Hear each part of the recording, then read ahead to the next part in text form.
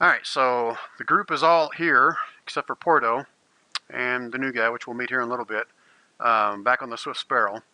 So quick recap of last session. The party was directed by Jodel the Druid to head to Duntharos to find the lost talisman of Talum.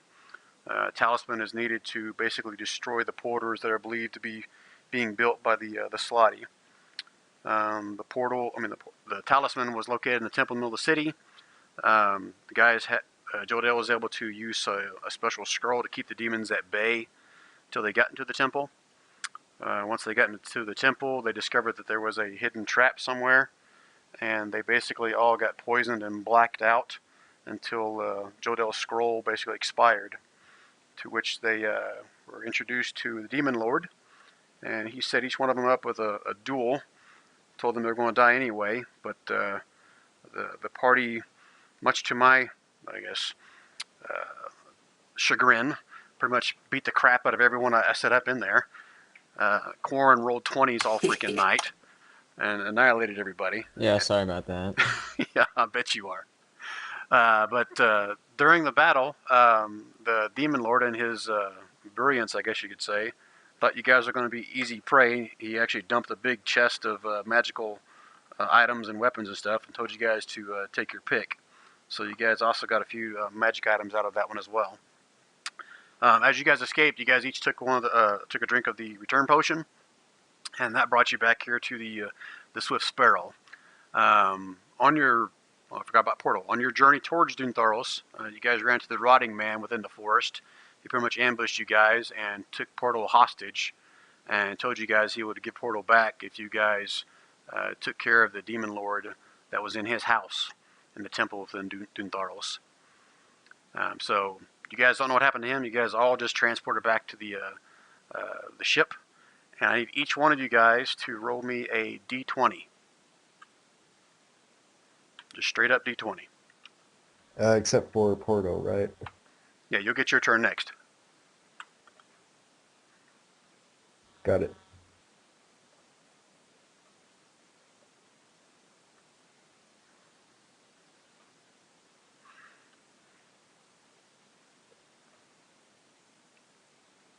That's right. The new guy wasn't there. So, okay. So, Will, as you reappear on the deck of the Swift Sparrow, you notice the tingly feeling in your tongue and lips as they swell to about 3 times the normal size. This is going to last for just a day. You lucked out there. But for the next day, you're going to have disadvantage on any kind of check that requires you to speak. So you're basically walking around with these big giant lips and a swelled tongue for the rest of the day, thanks to a side effect from the return potion. Oh, goodness. So Merry Christmas to you. All right, so as you guys appear on the deck, you guys can see Nimba is the only one up. It's around midnight, per your recollection. Nimba's the one on duty, on deck, so to speak, and knows you guys all come on board. And he looks all excited at you guys and runs down quick to the deck and kind of looks you guys over and starts asking all kinds of questions about, okay, how'd it go? What happened? Where's Porto? Just asking you all kinds of questions at this point. So who wants to fill him in? I can, I guess. Well, first thing, got a little bit of bad news, but Porto was captured by the being the Rotting Man that we've been keep hearing about. So we promised him that we'd kill the demon in order to spare his life, which I believe we successfully did, right? Before a bunch more spawned in. Was that out of character question, or was that a question to the rest of your party? Out of character. Oh, yeah, that's what he asked you guys to take care of the Demon Lord, and then he would return Porto back to you guys. And we killed him. We very killed him. Which we did, but we haven't encountered this Rotting Man on our way back, so we're hoping that he will indeed spare Porto. And the potions that you gave us were quite successful, though they appear to have given Will some kind of a bizarre effect. But they were much needed, and actually saved our lives from being swarmed. So at that, Nimba kind of looks Will over a little bit, and he goes, hold on just a minute. I think I might have something I can fix that. Yes, I've been working on it. Just concoction to fix that. So he kind of goes back into up on the deck and rumbles through a little chest he's got up there and pulls out this thick black looking ooze stuff in a vial, and he hands that over to Will. Says, "Here, Will, give us a shot. It just might work." Will is looking rather skeptically at it, but he figures, what? It can't get much worse at this point, so he goes ahead and downs it. So anything you said was kind of incoherent at this point to Nimba. He didn't really quite make out what you said, but he hands it to you anyway. And if you're going to drink it, roll me another. Yeah, sorry. That was Will didn't say anything. That was me. Sorry, like that was out of character. Will only just looked at it. Will looked at it skeptically. He didn't bother saying anything because his mouth is all. But he just. Okay, roll me another D10.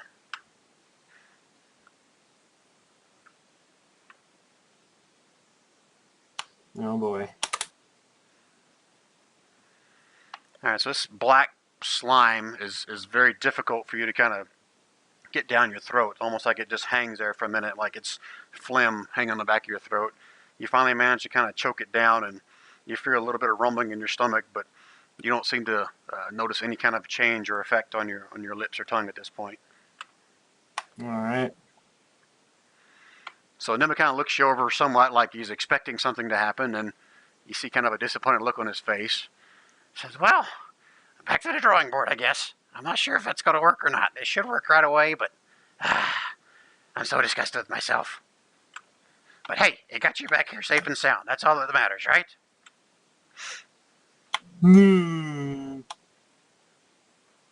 Will groaned at him. All right, so Porto, as you guys are kind of going about making, I'm assuming you guys are going to head down, try to rest for the night. What's your plans? Yeah, I think a long rest is in order, and then probably looking for Porto after that. Okay, because the rest of the crew is still downstairs and they're all asleep.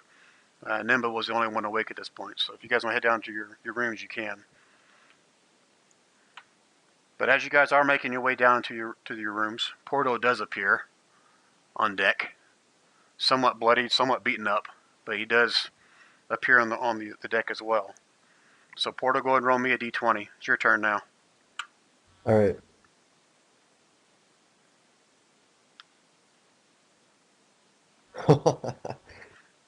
Now, believe it or not, you just missed it. You got to roll 1 through 5 to get some kind of side effects. So you show up with no ill effects, nothing weird happening to your face at this point.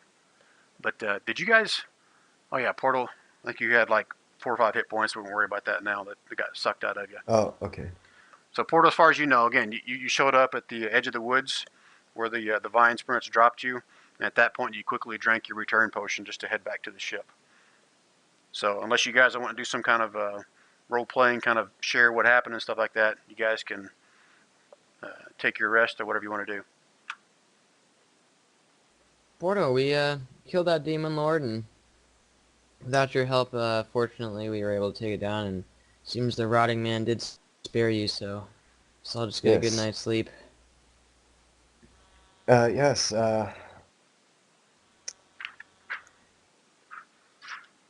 was kind of out of it for a moment, but I am glad that he spared me.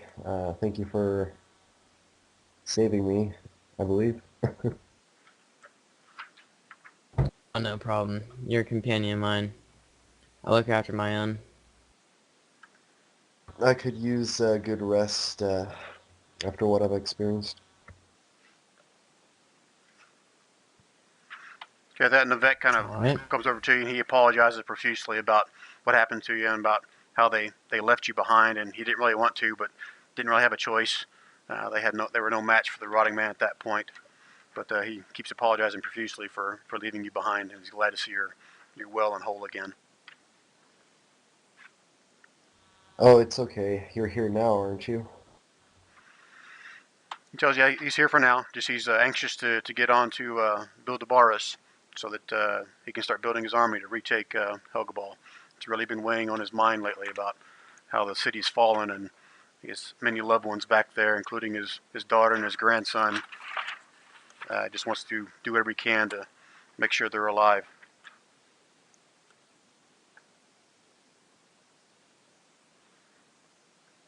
All right, so unless you guys want to do some more role playing or anything, I'll let you guys take a long rest and fill up your hit points if you want, or your hit dice. Or you're taking a long rest, so yeah, just fill them up. Yeah, Porto, Yeah. he collapses on the nearest bed or chair or, well, like, couch thing, sack. Nearest comfortable surface.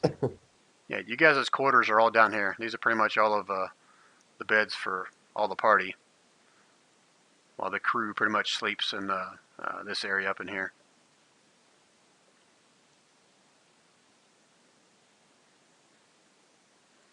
So Jadel kind of wanders the deck a little bit more as you guys all head back downstairs for your long rest. This almost assumed Tegid and Storm also go down as well. I don't think Will was actually like given or shown, given quarters or shown anything. Like I guess he only briefly got on the ship before they went back out into the forest. So I guess I'll ask Corin about, well, try to ask where it should go, where he should sleep. We Yeah. have plenty of quarters down below. Just follow me and Tegan, and we'll show you. Yeah. Nima kind of sees you struggling to kind of communicate a little bit, and he starts playing a little game of charades with you to see if you understand like hand signals and whatnot. And he just kind of giggles a little bit. He's not really making fun of you, but he might be. Right.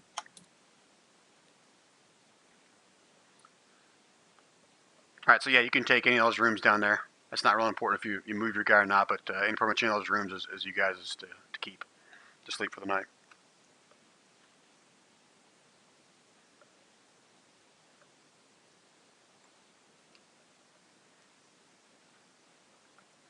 All right, so you guys all get a good night rest. They continue traveling on.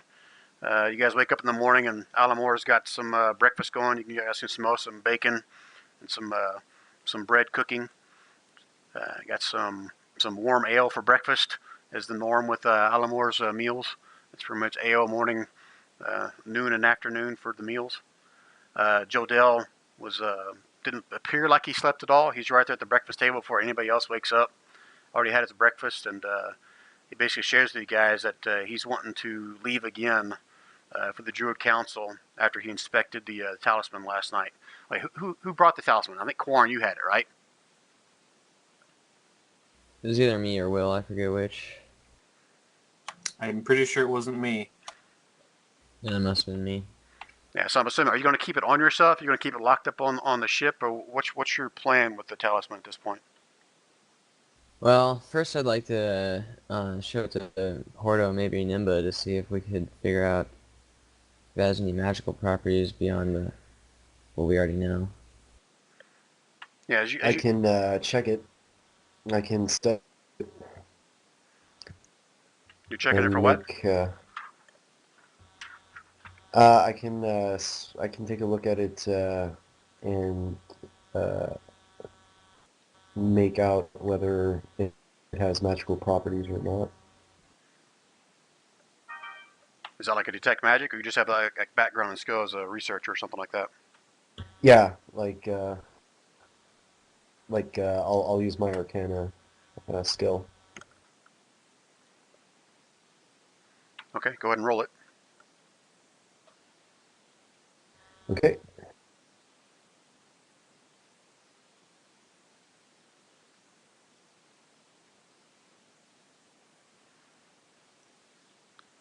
All right, so you look the thing over, and you can make out some some strange looking runes that pretty much encircle the talisman. Did I share that with you guys? Let me look. Hold on one second.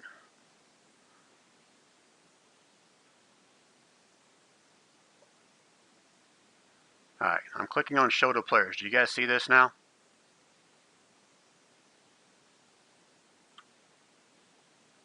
What? I'm clicking on show to players. This didn't work last time. That's why I'm asking. Do you guys see the talisman on your screen now? I don't think so. Nope. Alright, let me just put it in all your journals then. Hold on a second.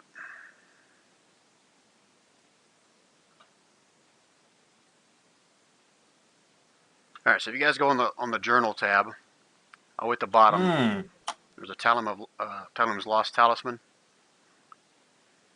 So as you look over this, you see all these strange runes on there, Porto, but you can't quite figure out what exactly those runes mean.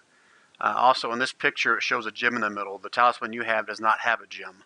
That part is void and missing.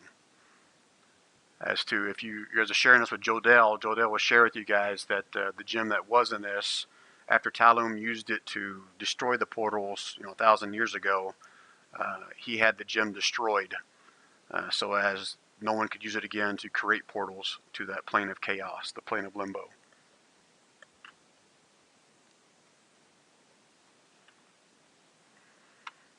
So again, Okay, yeah, so this does look similar to the gem that I have, right? the gem you have is larger than this one. Looks like it probably will not fit in that. It's the same rough color, but it's a different shape than what you've got. Interesting. Can I check to see if the gem reacts to the talisman at all? Sure. Tell me what you want to do. Well, I mean, like, I want to see if the gem and the talisman react with each other at all.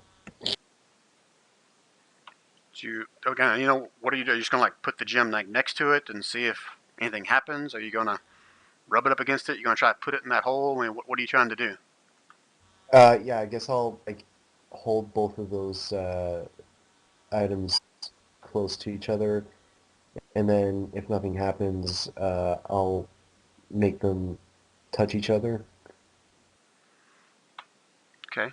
So as you fiddle with it, with your gem and this talisman, and hold it all around it, and take different kinds of angles at it, and kind of center it around it, you don't really notice any kind of reaction or any kind of change in colors or any kind of, you don't really feel anything happening.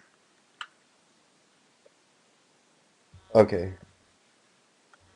Could I do a history check on the markings? Now that would have been your Arcana check to try to figure that out. Or, oh, okay, okay.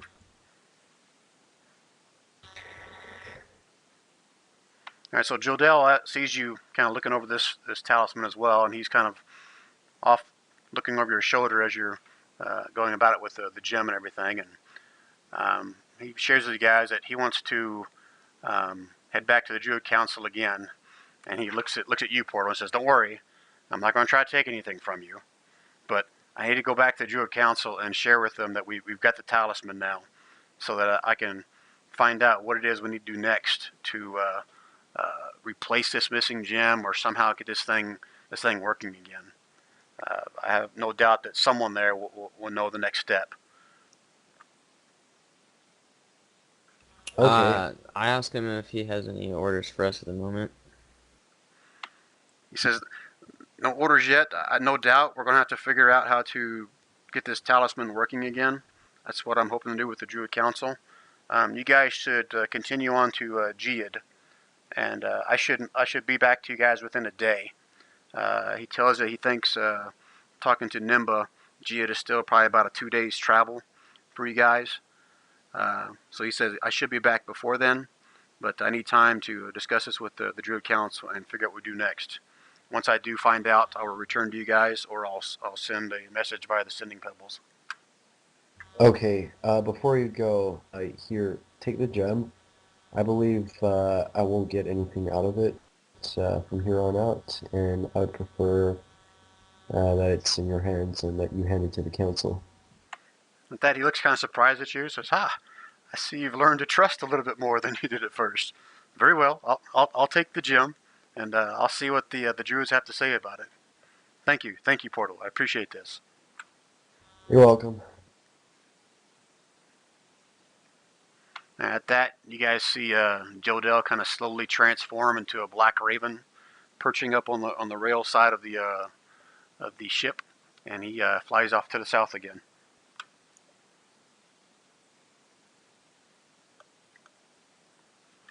All right. So, is there any morning actions you guys want to take during this travel time? I'll basically do what's called like a morning action, afternoon, evening action if you want anything, or if you guys want, you can just say I'm sleeping or I'm doing whatever. Yes, Porto will begin studying that jar of acid.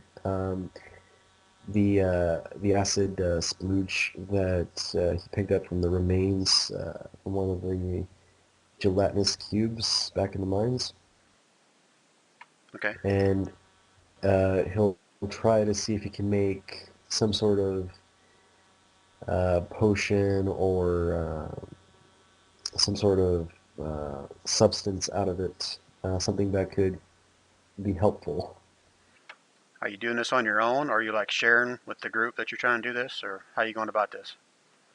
I think there's someone else who specializes in that field. I Yeah, forget that was Nimba. who. Okay, yeah. Yeah, I'll share that with Nimba. And if you guys And I'll recall, have him. Nimba actually has a small alchemy lab down here in the hull of the ship as well. So if you share that info with Nimba, he'd be Okay. like, all ears at that point, and Bright Eyes says, "Oh yes, yes, we can come up with something with that. Yes, yes, we shall work on that."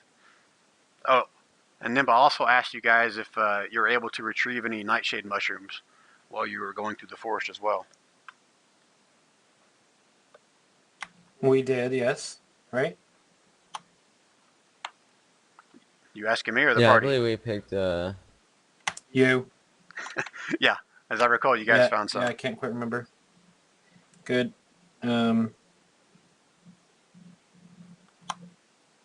Well, I figure I'd probably actually just when we were actually doing that, gathering them back in the forest, I'd probably pass them off to Corin, probably. All right. Well, I'd give him right over. Yeah, we found a decent amount between the group actually. So as Nimble looks in the little sack, you guys, his eyes just get wide. Says, "Wow, you guys found a bunch. Tegan hasn't been this good at finding nightshade mushrooms in like 2 moons. You guys hit the jackpot. This is going to be good for." He starts counting up there and says, "I don't know. This is like 30 return potions. This is awesome. Well, I'm going to be busy bee down in the alchemy lab, but Portal, I'll help you first if you want." Sure, as long as it won't take up too much of your time. He's like, "That's all we got is time, buddy. We'll figure this out. It's science. Yay, science." I'll help you out as well. Yeah, he welcomes We any can kind of compare help like notes. that. He's almost like a little giddy little boy having someone else to actually work in the alchemy lab with him. Hey, any more morning actions? I'm just like doing training techniques with this new fist that I got to just make sure that my balance is all good and I'm used to the weights and everything. All right. So as you're doing that, kind of Remora kind of starts looking you over a little bit and just kind of almost like admiring you as you're making all these agile moves and jump dancing around and stuff. She's never really seen anyone make these moves like that before. So you've kind of picked up a small audience there. People just kind of watching you dance around and make all these moves and whatnot. All right, so that's it for morning actions. Let me switch to another map here where you guys are actually out on the trail. So hold on one second.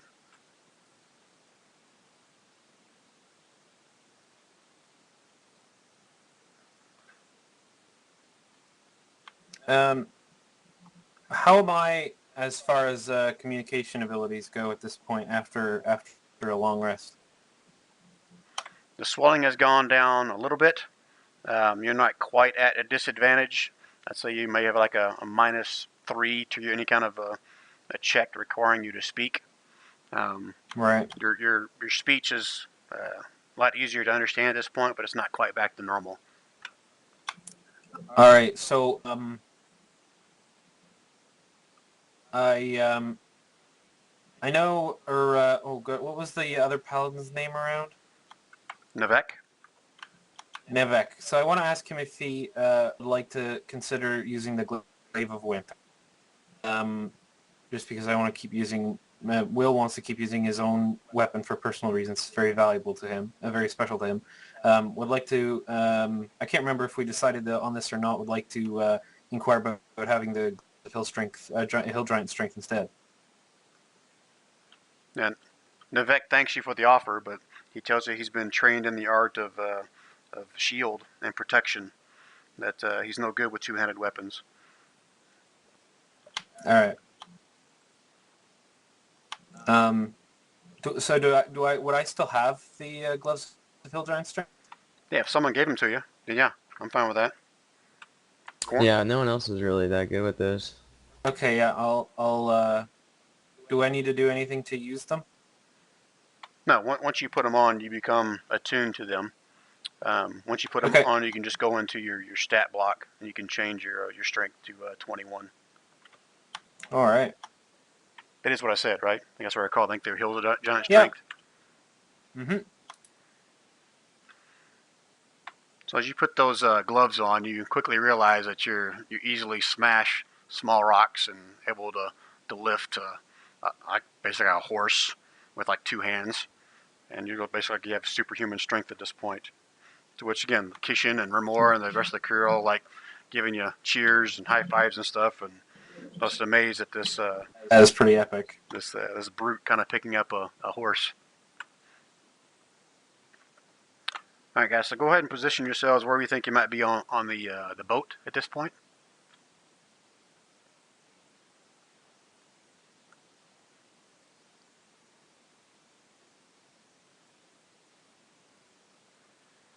And for today's adventure, I'm going to assume that Tegid and Storm have some ill effects from the return potion, and they are down below deck, basically puking their guts out.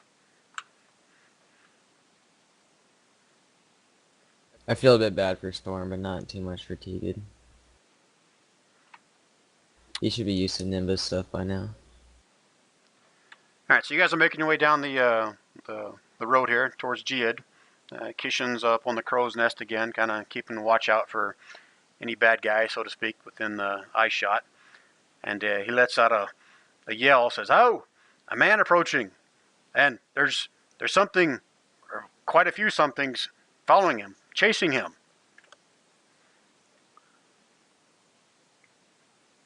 Well, let me see, and I run back and try and make out what's following or chasing him. Give me a perception check. Yeah, Portal will also look in that direction. Yeah, whoever's looking, give me a perception check. Oh crap. Oh wait, whoops, wrong one.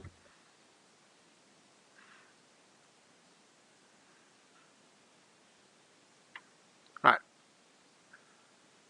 right, even with a 14, Portal, you can see that there's a lone man riding a horse, riding kind of fast straight towards you guys. And behind him is a group of 3 to 4, you're not sure what they are, look like large dogs or something, with something riding on top of him as well. Looks like he's obviously being chased by something at this point. How far are they, do you think? They're about 200 yards in closing. I yelled to Nimba or Jimba, whoever's piloting right now. I'm like, hold the ship. The elementals to stop. Nivek, might need your help. We got someone who needs help right now. Well, There's I dogs wouldn't chasing him. stop. I would slow down just a bit. So Nimba basically gives the orders to drop the sails, and the ship kind of slowly starts to come to a halt at that point. 1 second, I'm bringing somebody in. I'm like, let's go, guys. He needs help. Let's figure out what's going on. I jump off the ship. Porto prepares a spell. All right, so you guys see coming down the road what appears to be, you're not sure if it's an orc, you're not sure if it's a human, but it's some kind of humanoid on a horseback approaching you guys at haste. He appears to be holding a large battle axe to one side, and you can see arrows occasionally kind of just barely missing him from behind, as he's being shot at from behind by these things that are chasing after him. Well, they're not centaurs, so we don't have to worry about those guys. Savage, this is where you come in. So I'm being chased by what now exactly? Well, you know that you're being chased by a pack of gnolls, and they're all riding giant hyenas. Oh, of gnolls. Okay.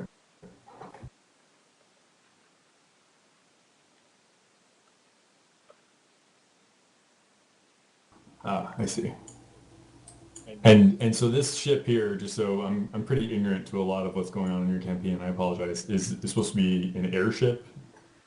Yeah, it's a regular ship that's been converted to float on air by the use of 4 glass spheres that have some kind of like an air elemental inside each one of them that basically raise the ship 8 to 10 feet in the air. And I get so that's not that high. That's why you still use roads. Is that the idea? Yeah, that 8 to 10 feet is about as high as it can go. It can't go any higher than that. Interesting. All right. Do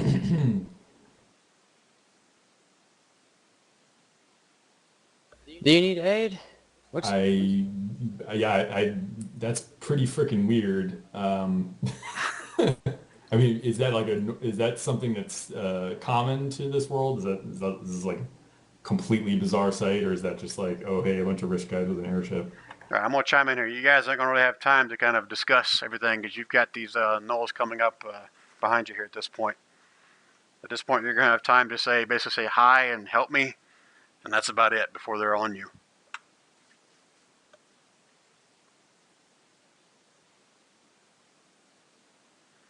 I just need to know what direction you're running. My point is that I don't know that I would want help from a bunch of guys in an airship necessarily. Is my point. That's okay. You can run away from them if you want. Just go ahead and move your guy wherever you think you'd Porto go. shouts, you look like you need some help. And you got cut off there. What was? Porto shouts, you look like you need some help there.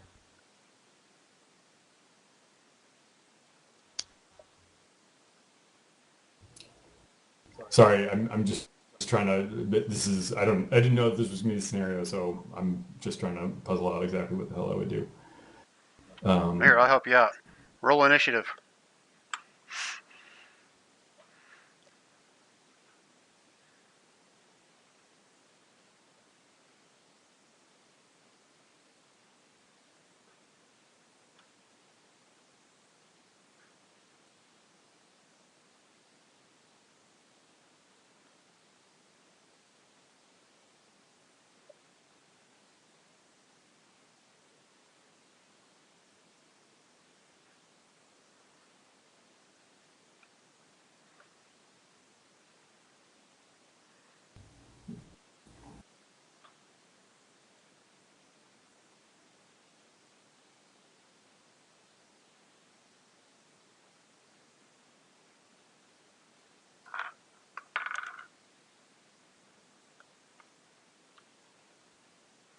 Everybody roll. Oh, sorry, I didn't realize you wanted one from everybody.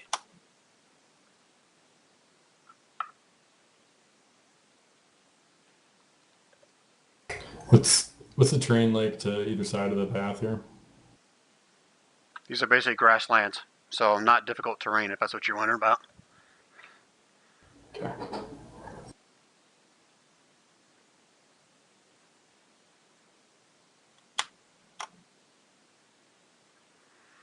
All right, so you guys on the ship can clearly see there are 3 giant hyenas with what appears to be gnolls mounted on their backs, coming up right behind this man on a horse.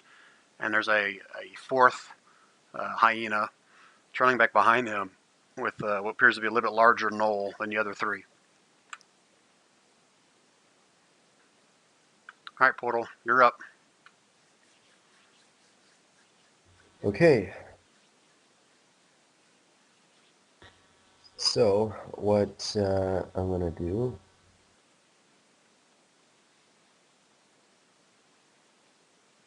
is cast. How far away are they from the ship?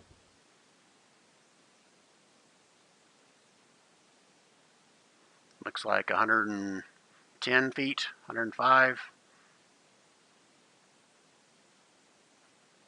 Sorry, about 110 feet, looks like. Hmm.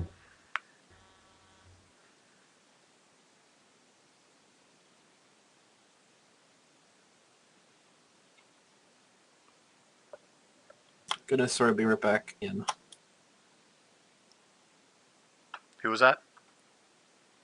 I just pressed backspace in the browser, so I'm back in the Roll20 now. All right, Portal, you got an action? Yeah. Okay. How far are they again? Like 140, 110? 110, we'll say. Okay. Okay. All right. I'm like calculating the range. Okay. Cool. So I will use a sorcery point to double my range from 60 to 120,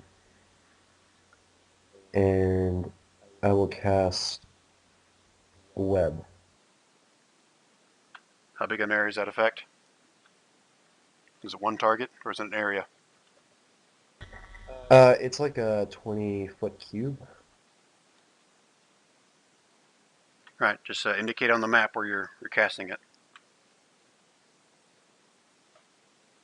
All right.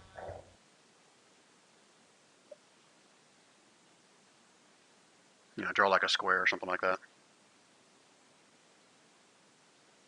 Okay, that's not a square. But yeah, essentially I am making a web, a 20-foot cube web around where the knolls are to slow them down, or more like restrain them.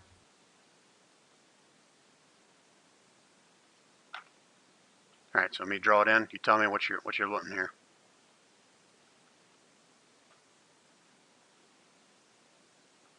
Oh, you got it. Keep going. Sorry, I didn't catch the last part. Yeah, go ahead and finish drawing whatever you're doing there. It's a big 20-foot cube. Is that where you're centering it, or is that the front edge where you're drawing there? Yeah. Oh, okay, there we go. I guess it's like they're not close to each other, are they? Or are they within the 20 feet? You'll be able to get two of them within a 20-foot cube. Okay. Well, I guess that's fine.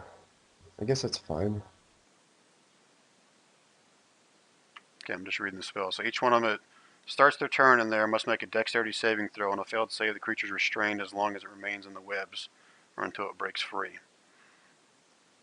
Yes. Okay.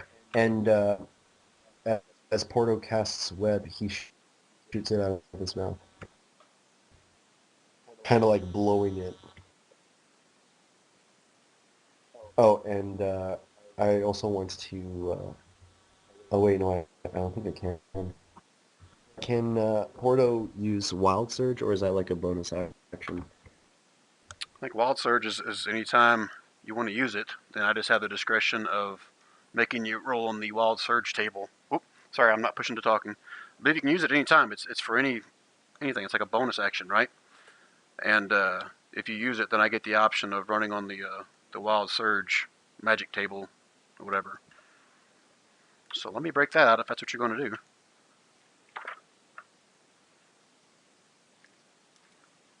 Is that what you're going to do?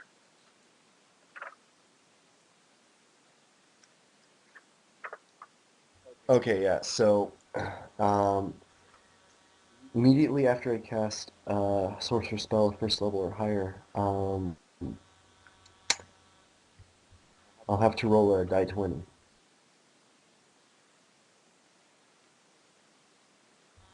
All right, go But ahead. it says here all right.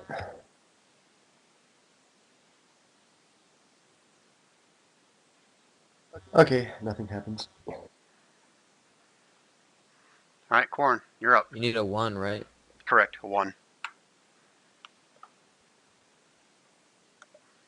Alright. It requires concentration, and like it. Did I not like write it in properly? No, that's what it says in the player handbook. I'm reading it here. It's just. I mean, I think it's a confusing paragraph. I kind of took it out of the book. No, yeah, I agree. I'm reading it in the book. And that's decent. You're breaking up. I don't know if anyone else is hearing that, but I couldn't make out what you just said there. Yeah, it's kind Yeah, of like neither Yeah, I could I. didn't catch that. Sorry, can you hear me okay now? Yeah, it's better. Yeah. Yep. Okay. I was just saying that I'm reading the book, and I think I personally believe it's just confusing in the book. If the webs aren't anchored between two solid masses, walls or trees, or layered across a floor. Well, oh, okay, I see. Never mind, I missed that part. Yeah, it's basically a web that goes across the floor, and on their turn they'll get a chance to see if they get hung up in it or if they can break free from it with a dex save. thing is, they're on mounts, so it's their mounts that have to make the dex save. Yeah, that's fine. Yeah, that's what I was going to do anyway.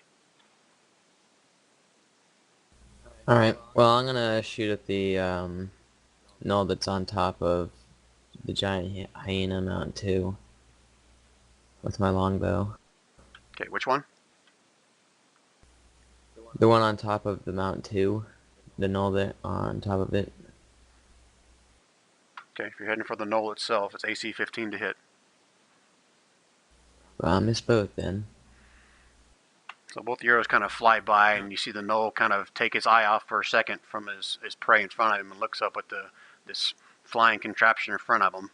Seems somewhat caught off guard for a second, but then continues on after its prey in front of him, giving you pain you no heed.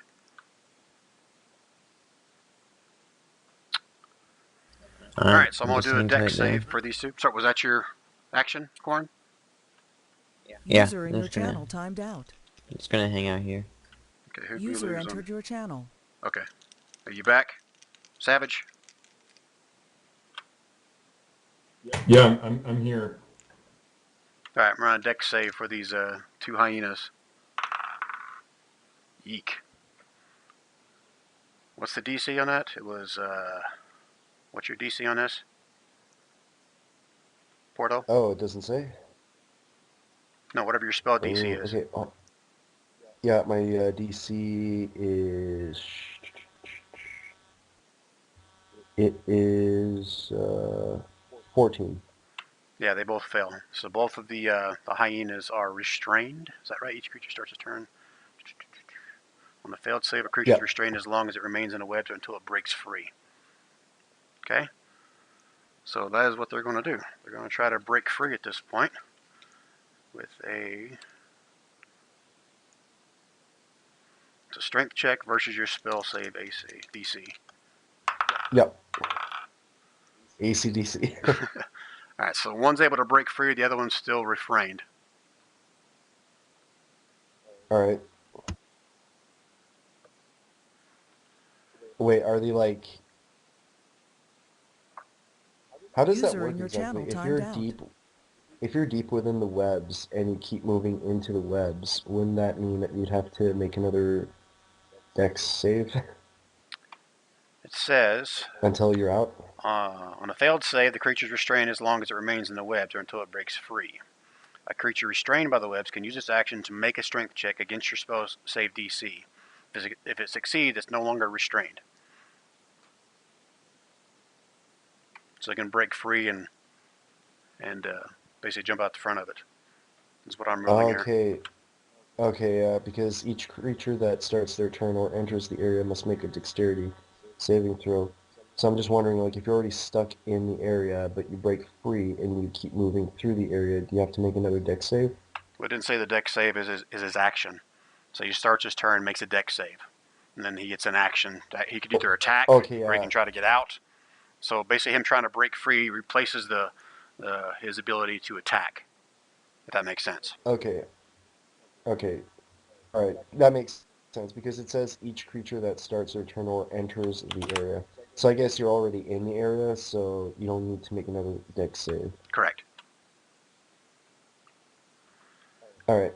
All right. So this hyena was able to break out, and since Savage hasn't moved yet, he caught up to him because Savage is caught off guard by this big flying ship he's never seen before.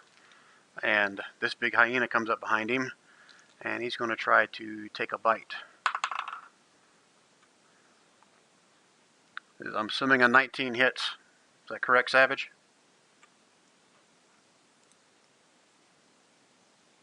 Savage, you still there?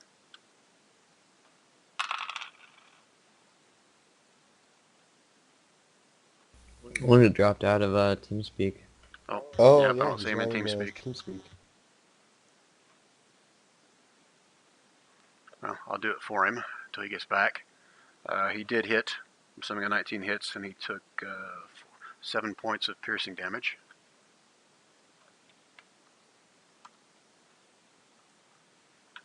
And then the gnoll on top of him also takes a swipe at him with a spear. He rolls a 15, which I believe does not hit him. I think he's got an AC of 16. Okay, the hyena in the web, he's stuck, but the guy on his back is taking a shot with his bow at Savage. And that doesn't hit. He's horrible. The guy is not restrained. Sees this big ship up there, but he still doesn't care. He's pissed off at Savage. Runs up here. Hyena misses. Ooh, nat 20 for the gnoll on top. I roll a freaking 1 on a critical hit. Is that just freaking awesome or what? User joined your channel. Plus his bonus, so 5 more. Welcome back, Savage. Sorry about that. I had to reboot my router. I don't know what happened. All right, Savage. Right. So while you're out, you couldn't hear me, right but one of these hyenas was able to break free out of the webbing, caught up to you because you were caught off guard by seeing this floating ship that you've never seen before. The hyena took a good bite into you, and the other one that was not restrained came up beside you. Hyena missed, but the gnoll hit you with a nat 20, and I rolled a freaking 1 for damage. So you took a whopping 4 points of damage God. with this critical hit from a spear. And now you guys also see... Oops, hold on a minute, let me grab him.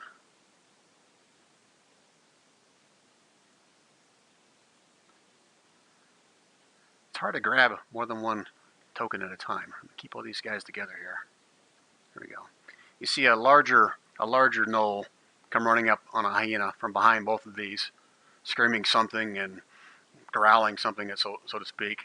He sees this large ship in front of him, sees his 2 guys already on him, and he basically bolts right past them out into the clearing here. And you see a large bow that he's wielding, and he sees this little elf standing out in front of the airship that he's kind of freaked out about, and takes a shot at him. I'm not little. Actually takes 2 shots at him because he's just that special. And I'm assuming a 23 hits you. Yeah, that would be a correct assumption.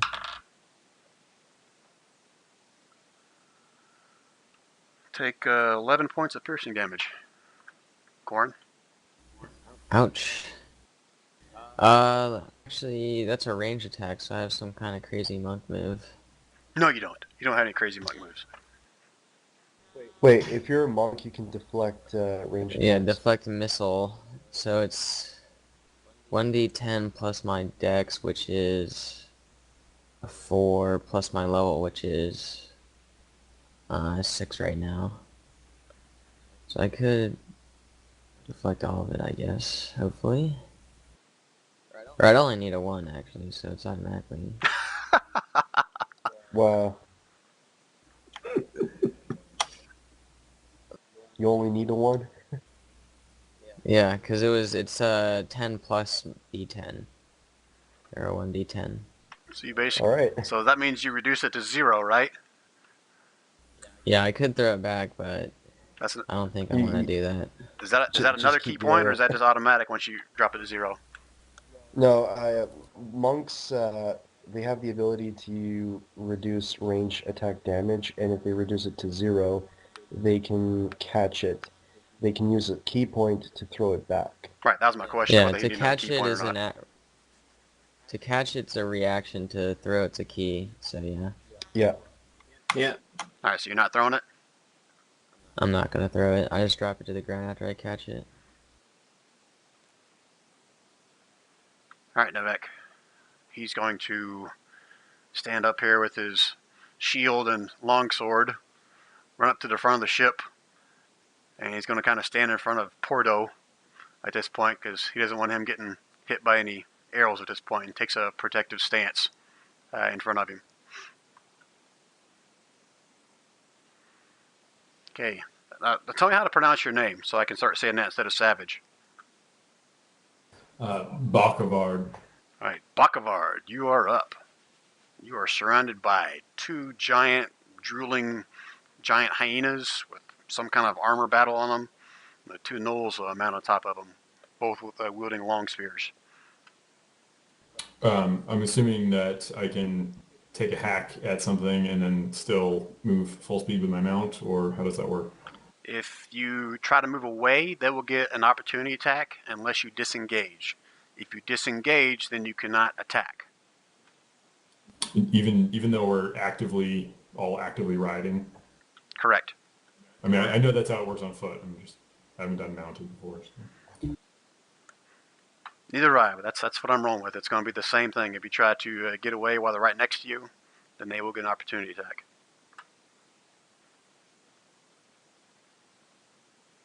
Okay. Well, I guess I turn in fight then.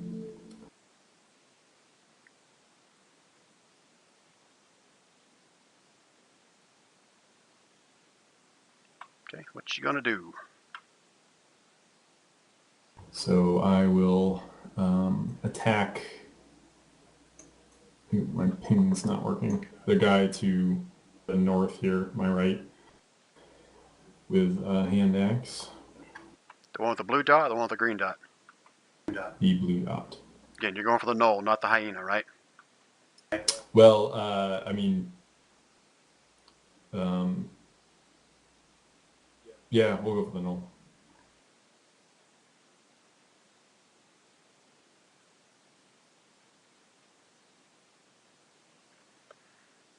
Yep, just need a 15 to hit.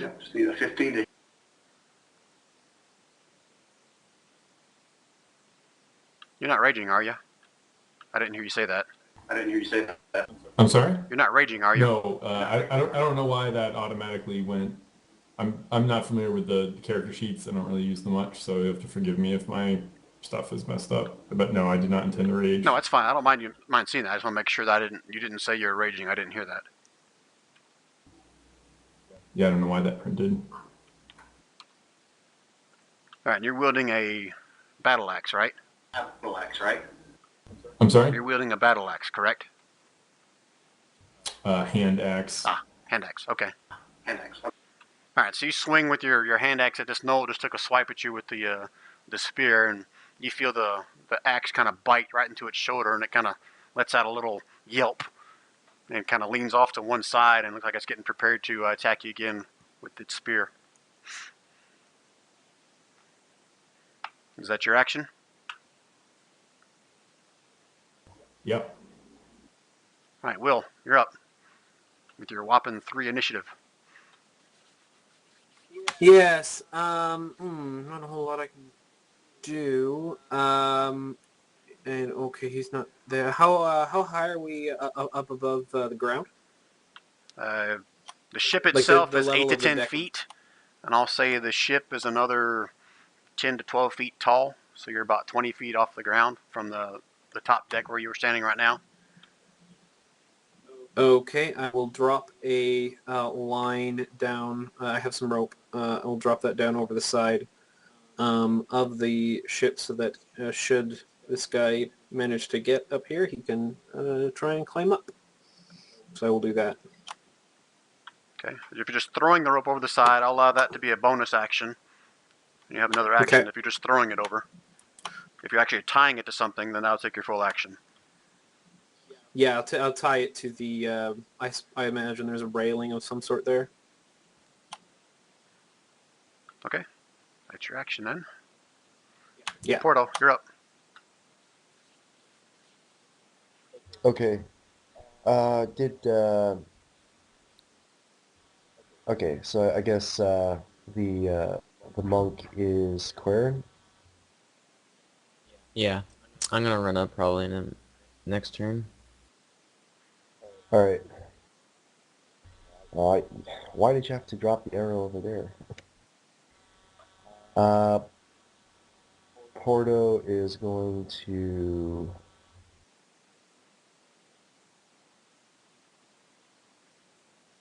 Huh.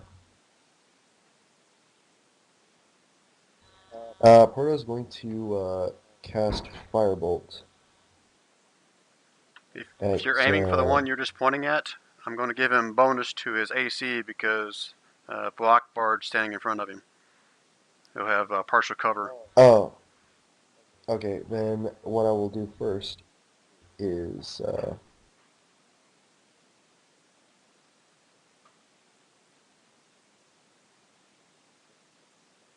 Would I be able to pick up the arrow from here?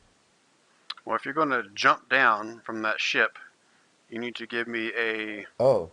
an athletics No, check I'm not to see gonna if you jump don't turn an ankle or something. No, I thought Kern was like at the tip of the thing there. Okay. No, I should have done that No, with never Corn, mind. so if he moved too fast before I could say anything. So I gave him that one, but your next guys aren't going to get that. Okay. In that case, I will just shoot my firebolt from here. At which one? The blue dot one?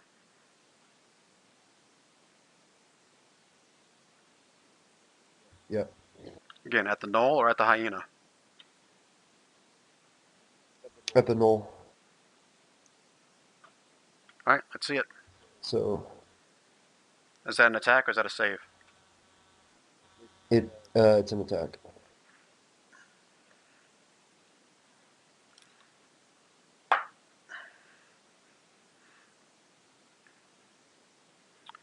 So That does misses. 13 hit? Nope, he needs AC 15 to hit these guys. So you let loose a firebolt, and the knoll kind of sees it coming. He kind of ducks down and kind of hugs the hyena, hides his face into the fur, and the firebolt just barely goes right over top of his head. You can see it singeing a little bit of his hair on his back. That's your action.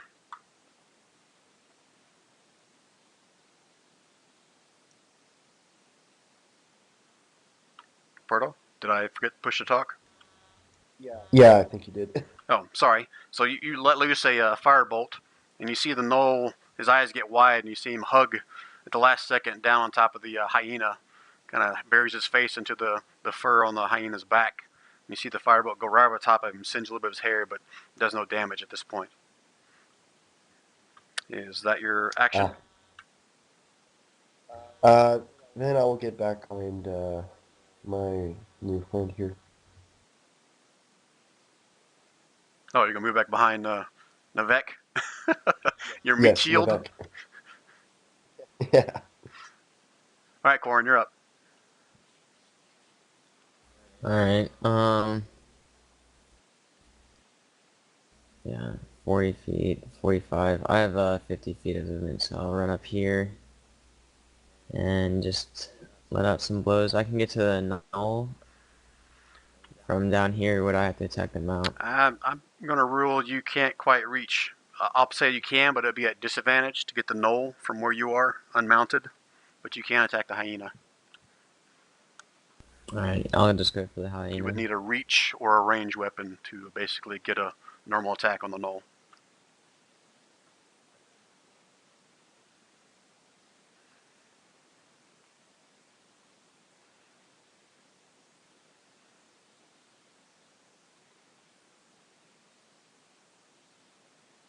you attacking with the Elven Blade, or are you using your new fist things? Oh shit. I didn't change the macro yet. I just have it down at my bottom here. All right, so I mean, I'll allow you to still be wearing those fists. I just need to know if that's going to adjust any of your scores there or not. Should all those be +1 then, or do you already have that in there? Yeah, all those should be +1. All right, so all 3 of those hit, obviously. So you rain of blows. Or actually, no, the +1 is on my martial arts, so the blade is right, and the martial arts is also right. So yes or no, +1 to all those? No, they're all fine as they are. Okay, so 9, 16, 21.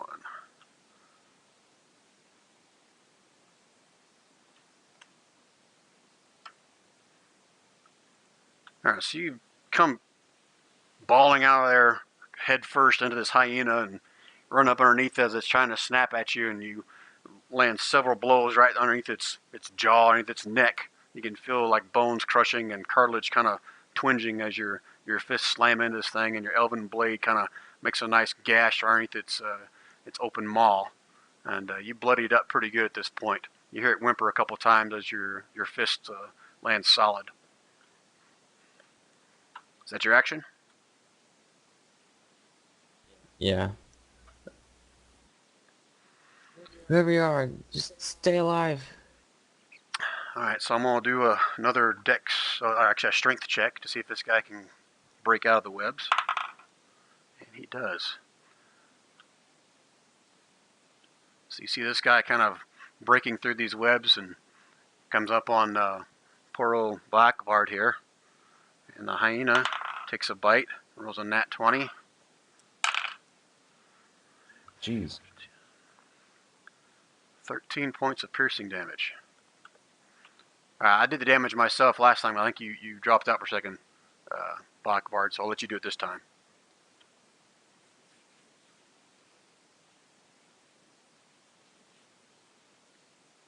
So take 13 points of piercing damage there, Blackguard. How much hit points did I have before? 84 all of a sudden popped in, even though I didn't hit any numbers.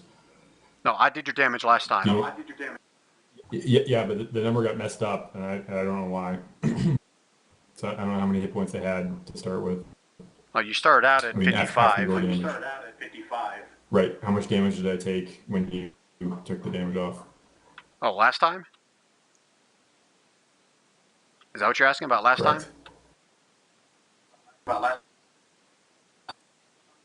Yes. Oh, I don't remember. So whatever you got there, we'll roll with that. Just take another 13 points of piercing damage.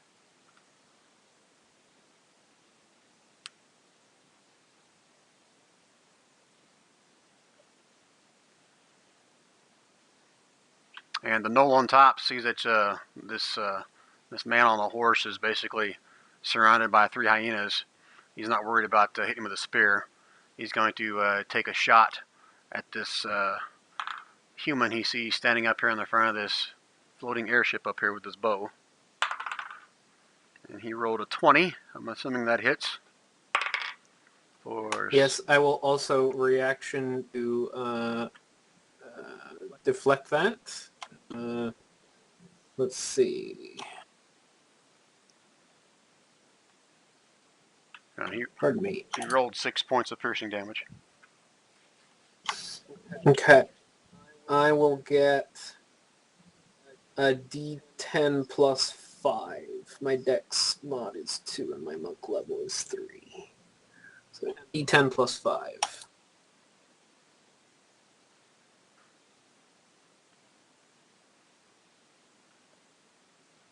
Alright, so you basically reduce it to 0. Mm-hmm. That was the big. Was that the big one, or who was that? That was Okay. All right. Did we ever conclude anything on what I can do in deflecting? Because I'm swinging my weapon around like something like a quarterstaff, and something like a something like a Jedi does with blaster bolts, except arrows. Yeah, I think we did. Now, are you unarmored? Are you wearing armor, or where would we go with that? No, I'm wearing a breastplate. Okay, I'm trying to remember if that monk skill required you to be unarmored or not in order to do that. No. No, that one doesn't. Okay, then no, I'll No, allow it then. the only thing with armor is unarmored defense and unarmored movement. Okay, then I'll allow it. Yeah, I think we talked about how your halberd has like a open spot on it that we say we can manipulate that to catch the arrow and then fling it back around if you want to. No, I actually supposed that I could deflect a missile to a target other than other than what struck me, but in a cone outside a cone around, like, centered on me and the thing. So, like, maybe I could hit this guy. Sorry, give me a second. I'm gonna look up the rule again because if it says it's back at the target per the PHB, then that's what I'm gonna roll with.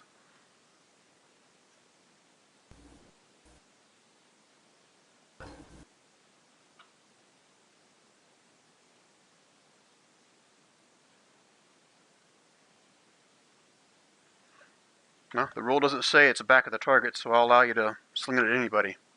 Is that how you played it before, Okay. Warren? I've never tried to do that before, but that seems fine to me. Yeah, as long as it's within a cone in Yes. front of you, not like something behind you or 90 degrees from you. Yeah. They like to target that mount, that hyena. I'm going to rule it's within like a 30-degree cone in front of you. So I'm going to rule that All right. that large one's a little bit outside that cone. Okay, I'll just do this mount. All right, so that's another key point, right? Yes, it's a point, and attack with a... Now, it says an arrow. Gosh, what do I do? Oh, I guess I do with the monk weapon dice, yes? Yeah, you do. Okay, and you're aiming for the knoll, not the hyena, right? No, the hyena. Okay. I figure if you take out a mount, then they are far less maneuverable.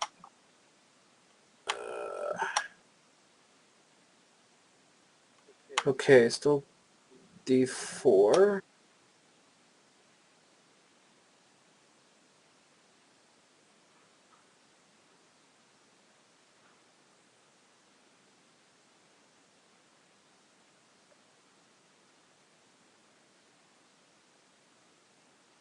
Okay, so you're basically making another attack, correct? To see if you hit.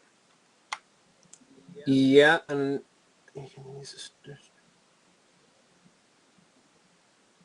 I'm just thinking. I think I can use my strength for this. Not for a throne. That's always going to be a dex. Okay. Cool. Just martial arts says you can use dexterity instead of strength for the attack and damage roll of your unarmed strike and monk weapons. And I think that like it says, the the returned projectile is considered a monk weapon.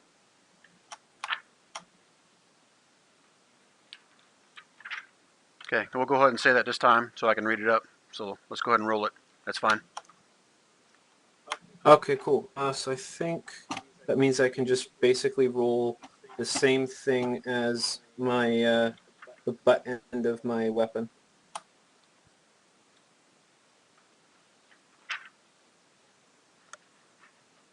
All right, go ahead and roll it.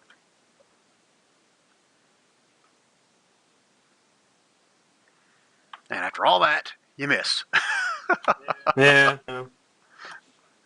Okay, so Such is the way of things, eh? all right, so that was this guy. He attacked. Next guy up, hyena number 2. Sees a nice, delicious treat standing right there in front of him. Tries to take a bite. He rolls a 23. And that is 8 more points of piercing damage for Akvard. And then the knoll on top. Saw what his other friend did there, and he's going to take a shot. Well, he'll take a shot at Navek. And he rolled a nat 20. And that does hit Navek.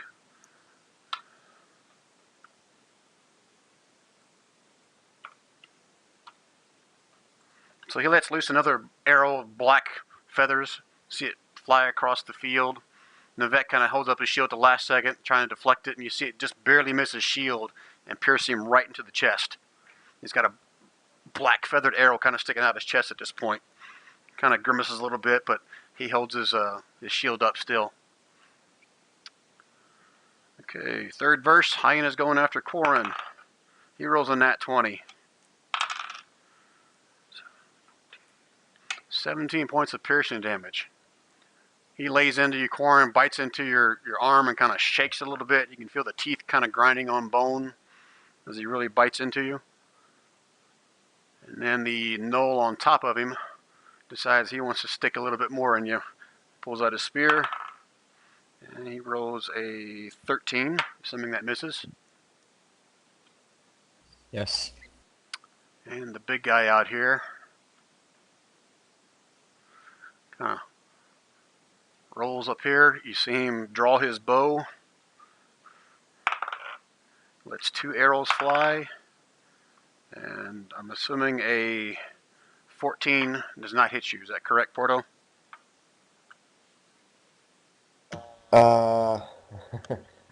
My AC is 13, but I will actually use a reaction to cast Shield. Okay, what's that do? Alright, what's that do? It gives me +5 to my AC. And that is a reaction, right? Yep. And so my AC is at 18 now. It's 18 until the start of my next turn, and I will also, I guess I can roll a die 20 to see if Wild Magic Surge. Yes, let's do it. Come on, Wild Okay. Magic Surge.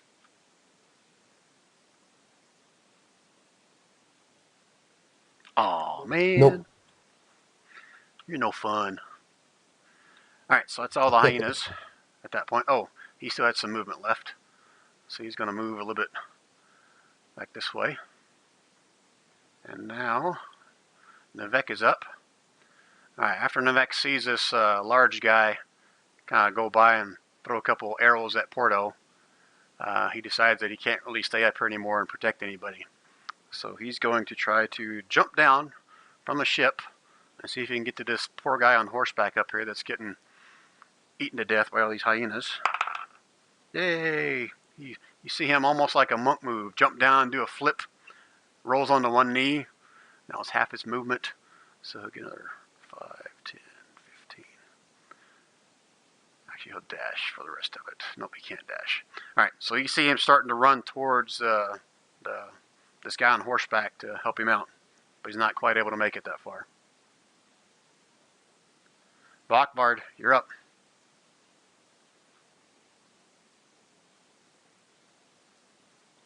So if if I move out of range, obviously that's an opportunity attack. But if I did something like, dove at the guy with dot and knocked him off his mount and landed over, you're still going to give opportunity attacks or something like that? You'll get an opportunity attack if you try to basically run past any of them. As long as you kind of like stay engaged, then no, you won't get an opportunity attack. No, you won't get an opportunity attack. Okay. I'm going to rage.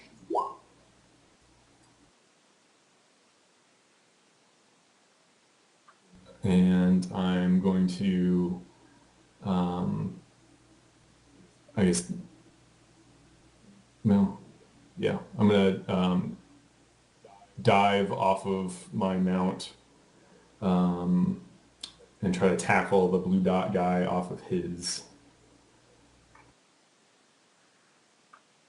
So you're basically going to try to grapple him, is that correct? Yeah, I'm tackling. Yeah, exactly. I'm gonna tackle him. All right, so that will be a. Let's see how I want to do this. Since you're jumping off your horse, that's going to be some kind of athletic check, and then to grapple him, that's an opposing strength roll. So first, give me an ability check to see if you can jump off your horse. I'll say it's a DC 12. Jump off your horse to at this knoll. And that's actually should be no. I should get advantage, I guess. No, you're very athletic.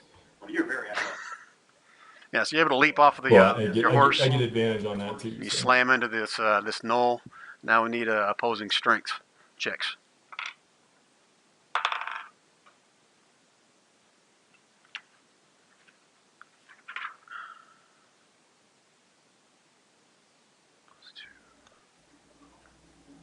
Let's see where to roll that. Main page. I mean, I can save. Yeah, that's it. Oh, okay. Damn, look at you, like identical rolls. How you manage that? Did you play lottery? I did. I did not win. We would not be talking right now. All right, so based on those two awesome rolls, which knoll was it again? Point to them again. Blue dot. My ping isn't. Oh, there I am. Now I'm pinging. Yeah, you have to hold. Yeah, I was. It just wasn't working. I'm having just. It's kind of glitchy for me tonight. I don't know what's up. All right, so since you're grappling, I'll rule that you were able to jump off your horse, land on his right in the kind of the saddle, and you got a hold of him on top of the hyena at this point. Oh well, no. I was just fully tackle. I was just diving at him to knock him off was the point. Oh, okay. Yeah, based on your 23 for both those, I'll allow that as well. So let's move him up to here, and let's move you kind of right up next to him at this point. That's what I'll rule. All right, and that will be your action. Okay. All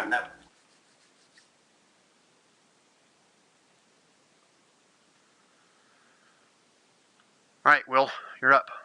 Okie dokie. I will attempt to leap over at this point. But I mean, does that count as an attack, or I guess? Yeah, that's like your action. Man, that's a pretty elaborate action to hop off your horse and grab somebody and knock them off the horse. Again, an action is supposed to be something like 6 seconds, and that's probably every bit of 6 seconds. Okay. Athletics, yes? Correct. DC, since you're 20 feet up, I'll say DC 14. Look at you, nimble sumbitches. Now, I have half my movement, but you said something about Nivek couldn't dash. Is there any reason why I can't dash? Because that's like a full action to go and do that. I can't give you like half a dash. To do the jump. So, are you saying I could maybe do my full movement at this point? No, because you took half your movement to jump down there. So you basically got, if your normal movement is 30 feet, you got 15 more feet of movement. Okay.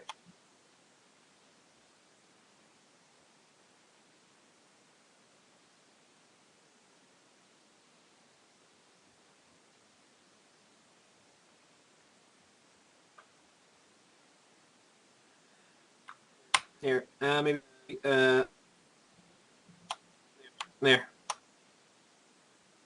Okay, so that's your movement. So you still have an action if you want to take it.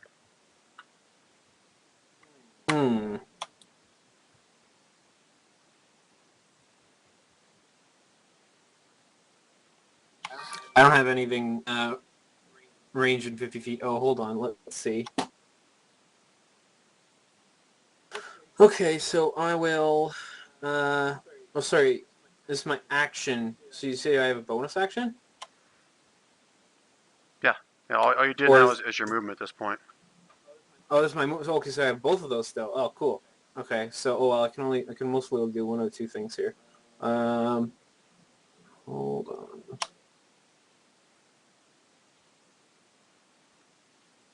And just so we're clear, you had your glaive in your hand. So if you're going to switch weapons, you would have to drop that in order to attack with something else. Right.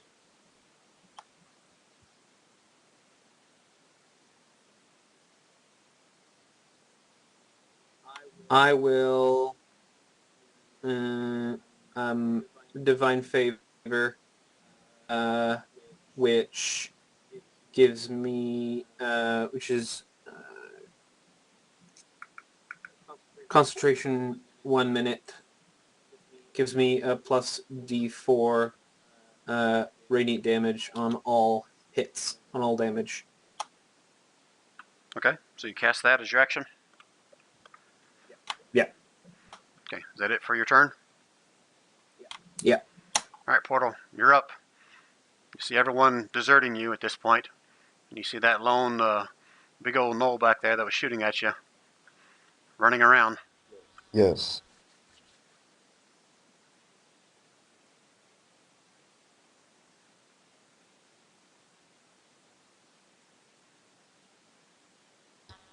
I will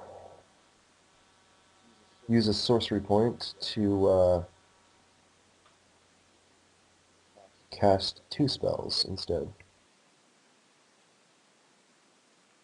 Alright, what are you casting and who are you casting it at? I'm going to concentrate fire on the one knoll that keeps shooting arrows in my direction.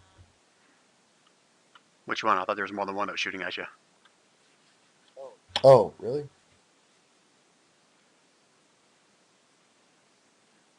You're talking about the ones out by himself, correct? Yes. That So one. it's an AC 15 to hit him. Alright, so that second one does hit. Again, you're aiming for the knoll or the hyena?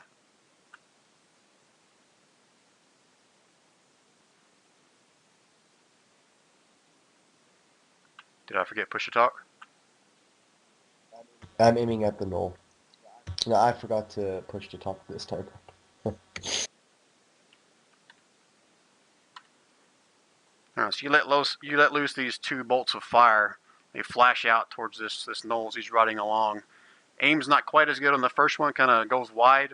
The second one catches him right in the back as he turns to start turning to turn around for another attack at you, and you see him kind of let out a little yelp, and you see a smoke and sizzle kind of coming from the back of his hide at this point. Turns around looking pretty pissed off at you, and he yells something in a snarl, and you see him start riding towards you. All right, Quarren, you're up.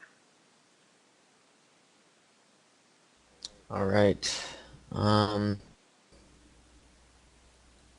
think I'll rotate a little bit here. And then attack the hyena again.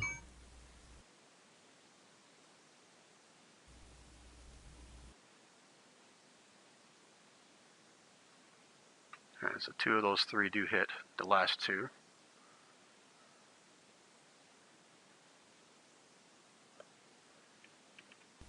Alright, and I'm actually gonna spend a key to take the dodge action as well.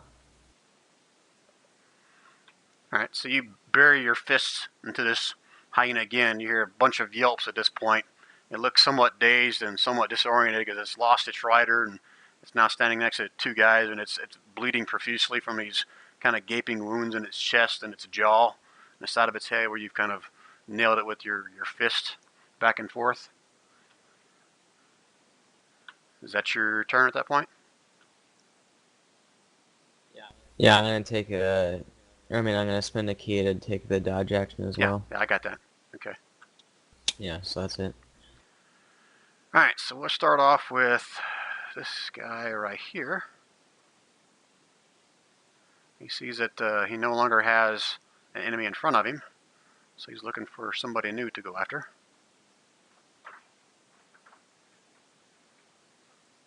Runs up to this tasty looking human here, and you see the hyena reach out and try to take a bite. Man, I'm rolling awesome on him. 24, I'm assuming that hits. Or Yeah. 23. Well, still doesn't matter, I guess it'll hit you. So that is, what's it, plus 3. So 10 points of piercing damage. as this hyena bites into your shoulder and kind of shakes you back and forth. Okay. And the knoll on top of him. Sorry, you say 10? Yeah, 10 points of piercing damage. And the knoll on his back pulls out his spear and tries to stab you one more time. And he rolls a 21. Mm-hmm. 6 points of piercing damage. Still-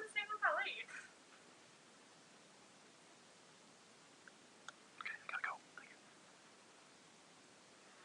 Alright, so both these guys are sitting over top of you, both of them drooling. The knoll on top is kind of yipping like a laughing hyena at this point, seeing that you're in the maws of his mount at this point, and he's got a spear kind of sticking into your shoulder there and twisting it a little bit. And these guys back over here, I'm going to circle it around here and try to take a bite out of Corn. So I have disadvantage on this, right, since you have dodge? Yep. Well, that was a good one to get disadvantage. He rolled a 2 and a 3. So glad I wasted that on you. Alright, so that's, you only get that for one attack though, right? I actually don't know. That's a good question. I thought it lasted the whole round. Let me check. Alright, while you're doing that, I'll roll for this other knoll that is in the grapple with Blackbard. He's going to try to break free. That's another opposing strength check. So go ahead and roll your strength again, Blackbard. He rolled an 11. Alright, so you're able to stay grappled with him at this point. He's able to break free. However, his mount sees you rolling around the ground with his master there, so to speak. And he's going to try to take a bite of you and pull you off of him. And he rolls a 22. I'm assuming that hits. Yep. 9 more points of piercing damage as it clamps down your leg and starts shaking you violently, trying to get you to break free from his master at this point. So when you divide by half, do you round up or round down? Whatever's to your benefit. So I'll take 4. Correct.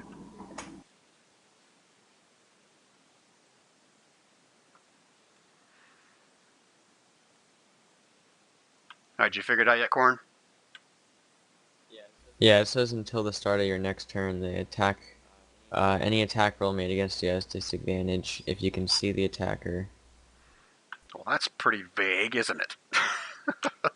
Alright, so I'll roll that you get it until the end of your next turn. Since it technically didn't say attacks, plural, but I'll allow that. So he's going to try to get you with his spear at disadvantage. And the lowest one was a 15. His bonus is 3, so he rolled an 18. I'm assuming that hits, right?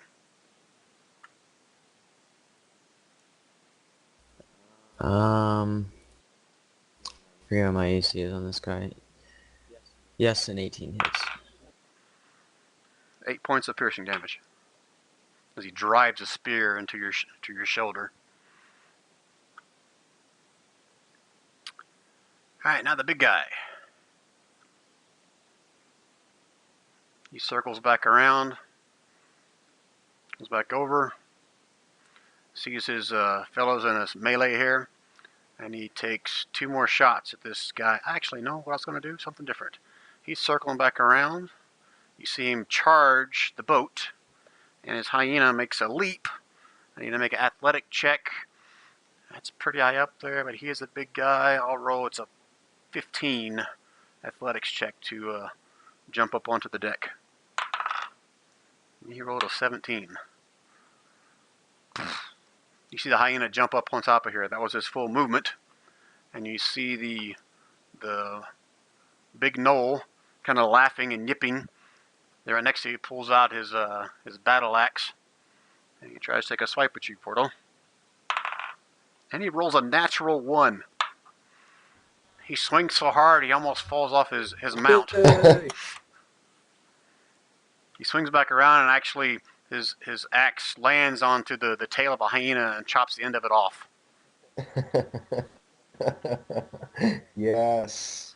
But he gets 2 attacks. And that second one is I gotta look up his plus is 4, so it's a 14. You said your AC was 13, right? Hold on one moment, because I might be able to do something against that. Oh wait, you still had your magic shield up until the start of your turn, right? Yeah. And that added what to your AC? That's 5, so I'm at 18. Okay, so then he misses his second shot then. So you were lucky, my friend. But he is pissed off. His Yes. battle axe kind of clangs off this invisible blue mist that's around you at this point, and he looks pretty pissed off, and so does his hyena. It's looking at you and drooling with his fangs right in your face. Oh. He is not going to like me. He is not going to like me. All right, and at that, all the rest of the party, you hear this this knoll on the back of this hyena up on the boat let out this loud, shrill of a voice, like it's a howl at this point. And you see each of these gnolls, their eyes kind of light up, and so do the hyenas as well. And they all get an extra melee attack through his rampage insight. So Will, he misses with both of those. And then Quarren, Awesome. 2 attacks. Plus 4. 15, that does not hit you, I'm assuming. Plus you still got your dodge Right. going, so let me roll one more time. Oh great, I rolled a 1, yeah. This is awesome. That's such an awesome skill when no one hits. And then Blackvard, you're probably the sore bastard that gets hit by both of them. Nope. Plus 3. 15? That does not hit you, correct? It depends on if my shield counts or not. Are you wearing your shield? You're grappled, so no, it doesn't. You would have had to throw in your shield down in order to grapple him. So does that mean it does hit? Yes, sir. Well, lucky for you, it was the gnoll, not the hyena. And you get 5 points of piercing damage as he bites into you. That's resisted the 2, right? Oh, he gets at a disadvantage. Hold on a minute, because you got him grappled. So hold on, you may still be okay. Nope, because that one was even better. So yeah, 5 points of piercing damage. So I took 2. All right, that was a waste of a freaking good skill. Navek, he's kind of torn at this point. He looks back at his friend up on the boat all by himself with this giant hyena cowering over the top of him. And he sees his other 2 friends over here getting eaten alive by these 2. He's just doesn't know what to do, but he knows he can't get back up on the ship in time. So the best thing he can do is yell to Porto to jump. And then he comes over next to Will here and takes a swipe at this giant hyena in front of him. And he hits with one of them.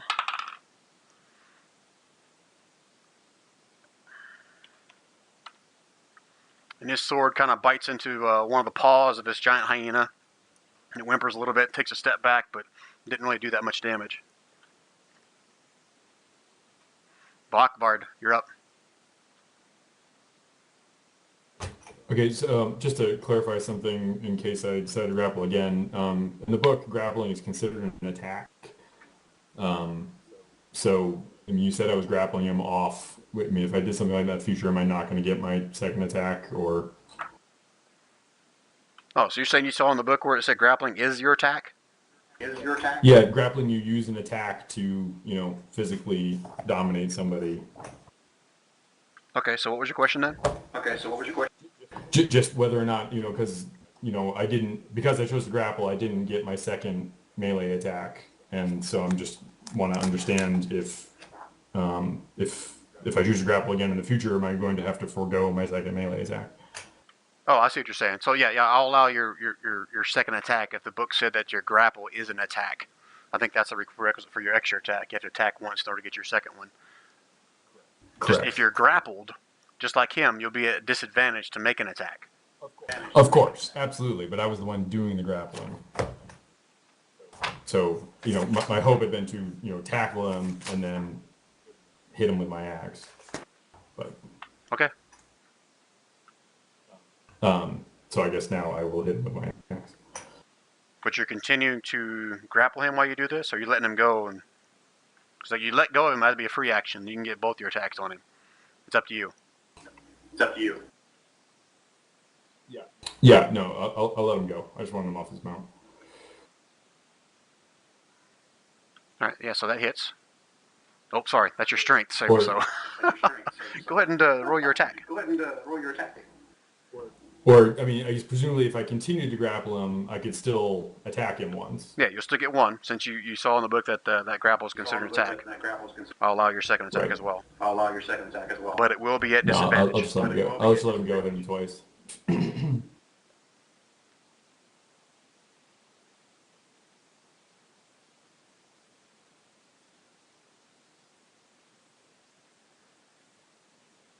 All right, so you let him go. You take a swing with one hand axe, and he's able to sidestep that. You swing again with your axe, and that one finds its mark for 7 slashing damage.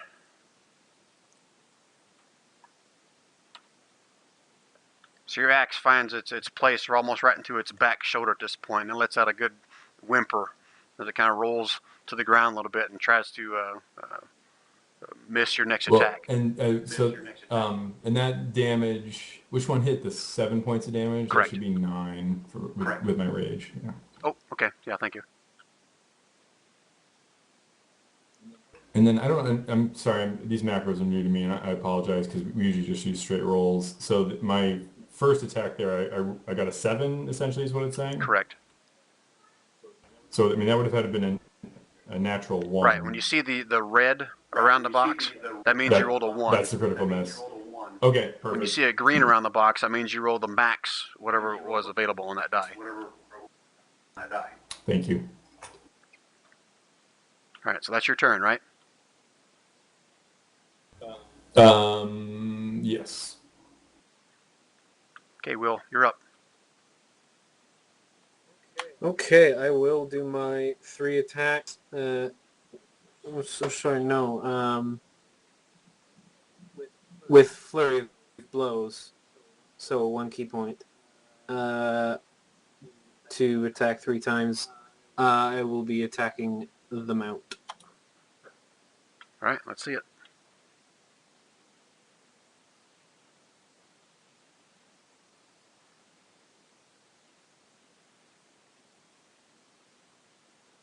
All right, those first 2 hit. The third misses. So this is your...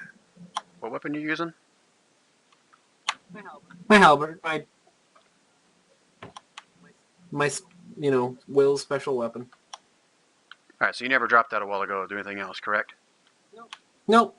Okay, just want to make sure. I didn't think so. All right, so you're able to land 2 really good blows into this mountain, and one you just kind of piercing right into its chest, and it kind of rears up a little bit, almost knocks the knoll off its back. You sweep back around again a second time and take a good chunk out of one of its supporting legs. And you rear back a third time, like you're taking a swipe at his neck, and you see at the last second it dodges to one side. It's limping badly at this point, but it's still standing, and you can see some saliva kind of pouring out its mouth as it's just waiting to attack you. Portal, you're up. All right. You have one big pissed off hyena and pissed off Knoll Pack Lord looking down at you. Oh, so the big boss guy is up here. Do I want to risk it? Why not? So Porter's gonna spend sorcery points to cast 2 spells. And he braces himself and raises one hand up and shouts in a very loud, dominating voice, "Get off and shoots one beam of lightning. All right, what's the... Okay, good. It says right there, a beam of 100 feet long and 5 feet wide. Shoots out from you in any direction. And then he shoots another one, and he says, and he finishes his sentence, the ship.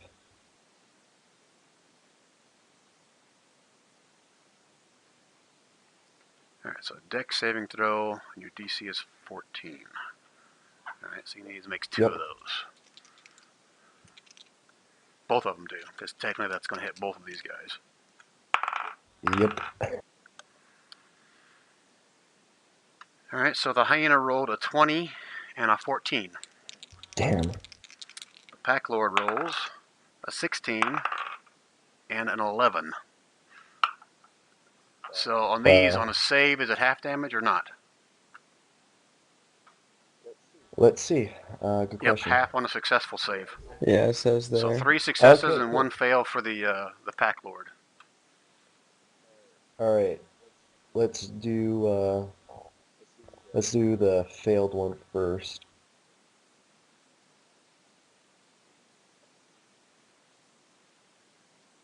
So 8 die 6.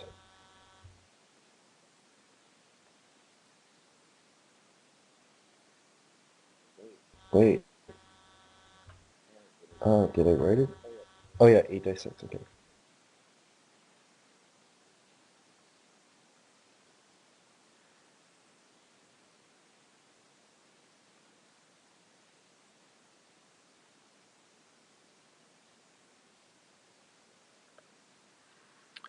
All right, so that's the failed one, and the following 3 are the successes.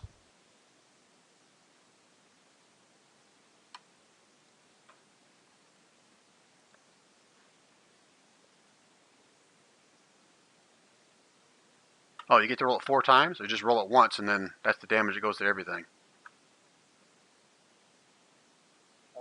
You said that there were 3. You said that there were 3 successes and 1 failed. Right, but you roll the damage just once. So that 34 is what total max damage is for a fail, and then a save is they get half that damage.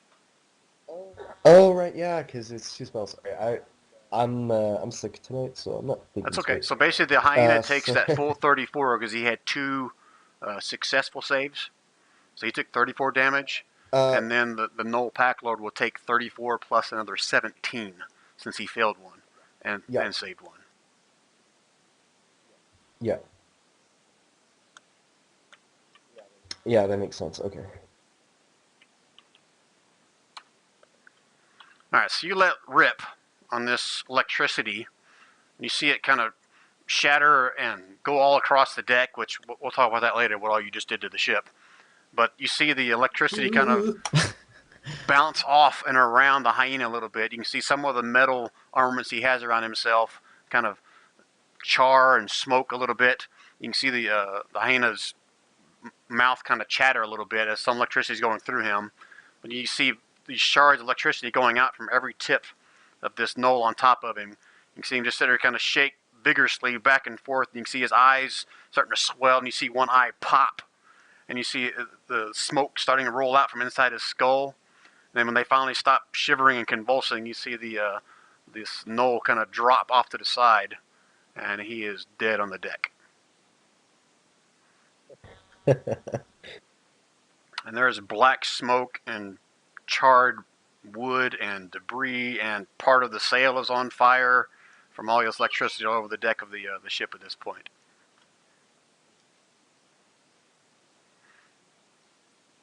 All right, is that your action? Are they both dead? No, the hyena is still alive, but the knoll on top of him is. Wait.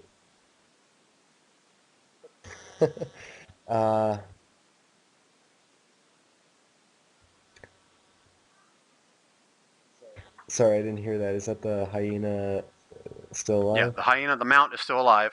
Just the Knoll Pack Lord is dead. Okay. In that case,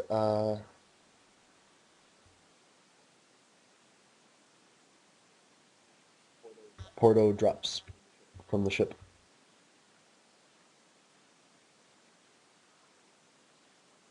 Don't mind me. I'm just going to draw some little crude-looking symbols on this ship here at this point.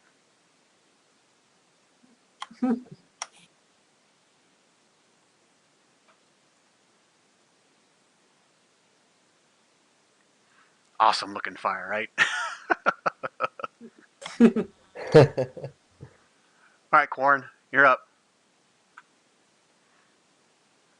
Alright, he just kind of looks over and he's like, shakes his head when he sees all these flames. He's like, oh great, now 2 problems in 1.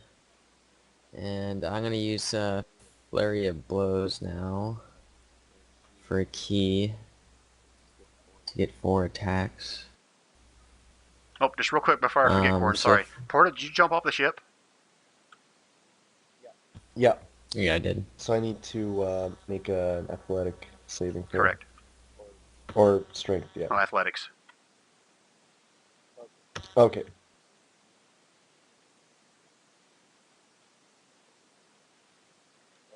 Oh wait, whoops.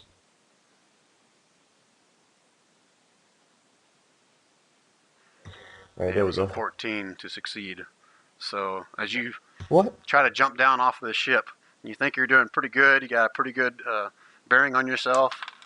But as you hit, you turn your ankle badly and you take 4 points of bludgeoning damage.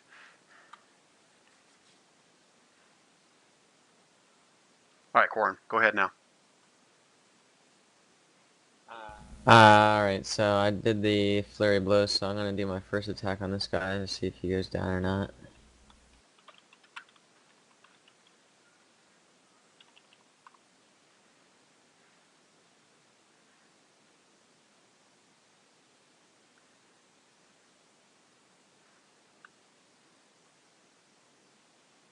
Just 1 hit? That's not like you, Quarren. Well, does that kill this one? Oh, that's what you're waiting to see. So it's 10 points of damage on the mount. Let me look. Yes. Why, of course it did. Like you didn't know that. Well, I didn't actually. They seem to be pretty tanky. Alright, and the other 2, or 3 attacks, I'm gonna do 1 at a time for this one as well. So that one definitely hits, I'm assuming. So I'm gonna spend another key to try and make this guy fall prone. Yeah, which one you trying to get? The mount or the?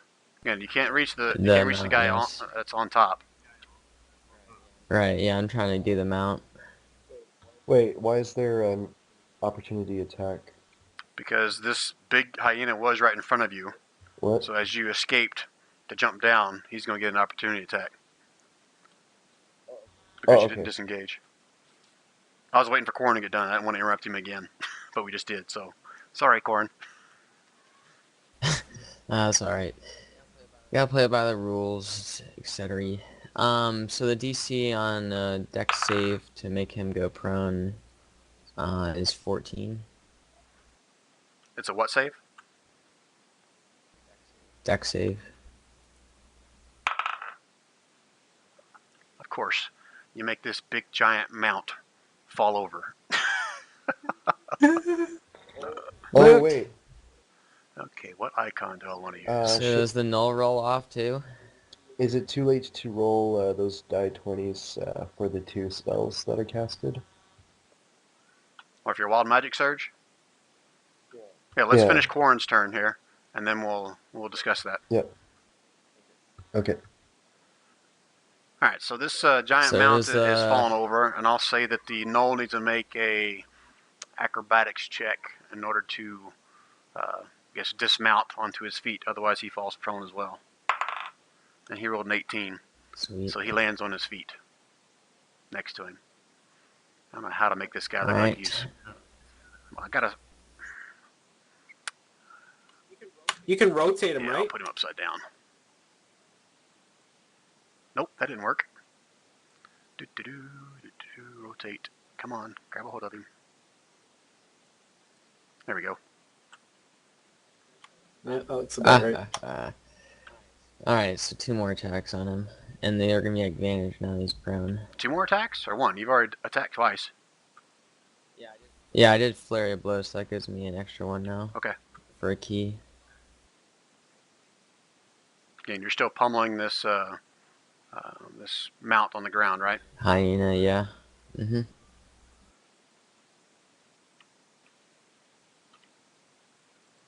He takes 11 more damage. Go ahead. Is that your last hit? Yeah, that was all 3 of them. On that one.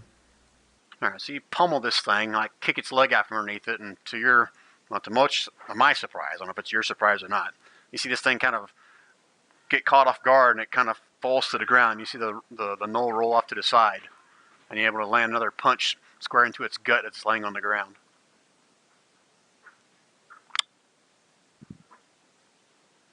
Is that your turn? Yep. All right, Knowles are up next. So let's resolve this opportunity attack on Porto when he jumped off of the ship and turned his ankle. And he rolled a 13 plus 3, 16.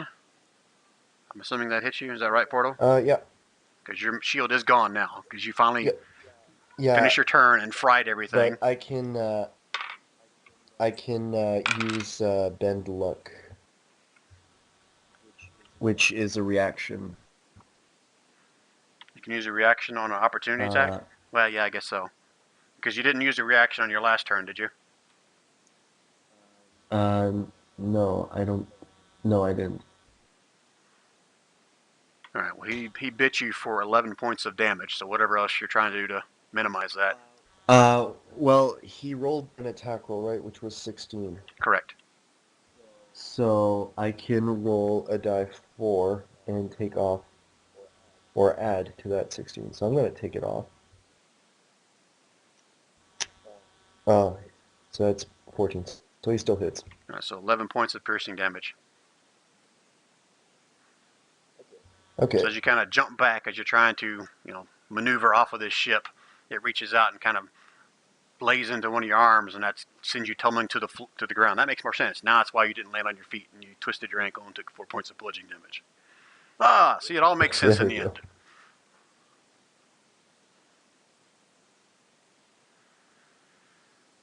All right, so I just want to make sure you did the damage on the one right here. It took 33 total. I don't know if it has that much HP or not. Doesn't seem like it took. oh, you're right. Hold on a 33 second. Let me HP check bar. what his max is, and I'll fix that. He took 33. Yeah, I hit him 3 times for 11. Yeah, my fault. He's down. He's down more than that. No problem. I was about to say, if he's still at that from 33, I'm in trouble. Yeah, he's still alive, but you took him down quite a bit. Okay, so now it's their turn. All right, so let's start off with a little Knoll standing next to Blockbard.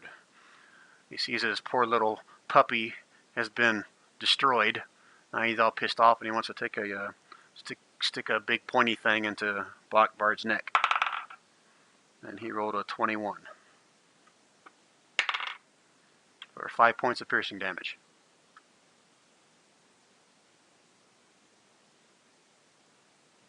Okay. And then this other hyena right here, he's going to take half his movement to stand back up. And now he's pissed off. Sees this little yummy looking elf standing in front of him. Tries to take a bite. He rolls a 2. And he misses badly. Knoll next to him wants to stick you with a sharp pointy thing. Rolls a nat 20. Geez, that's a lot of those tonight. Alright. 11 points of piercing damage.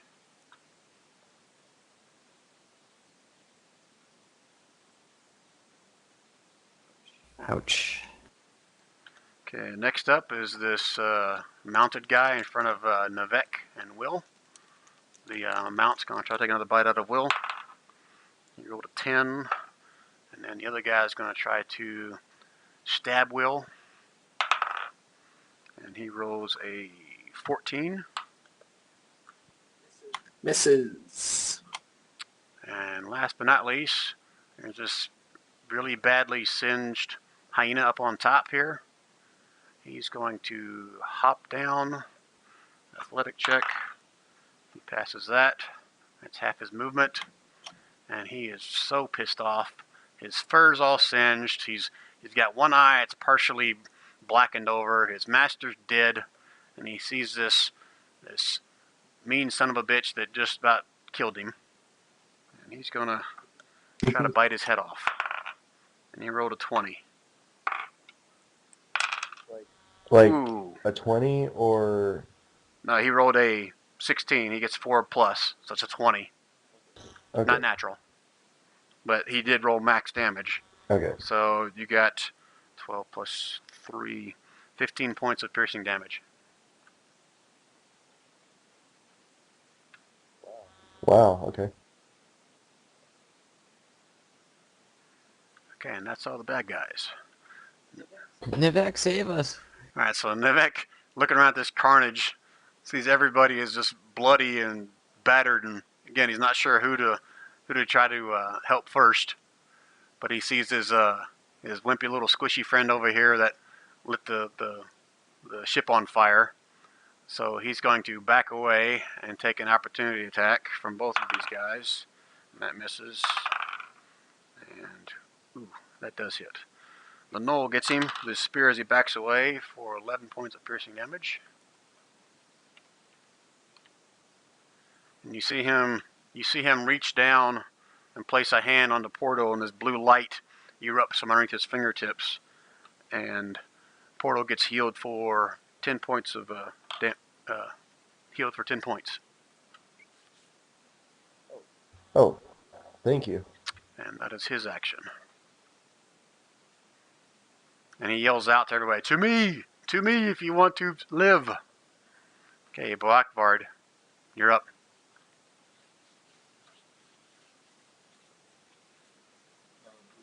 Is pulling out another hand axe a bonus action or just a normal thing? I thought you already had your hand axe, didn't you? I have 2. Yeah, it's a free action to pull up your second one. That's fine. Okay, so I pull that out, and I will attack this Knoll here.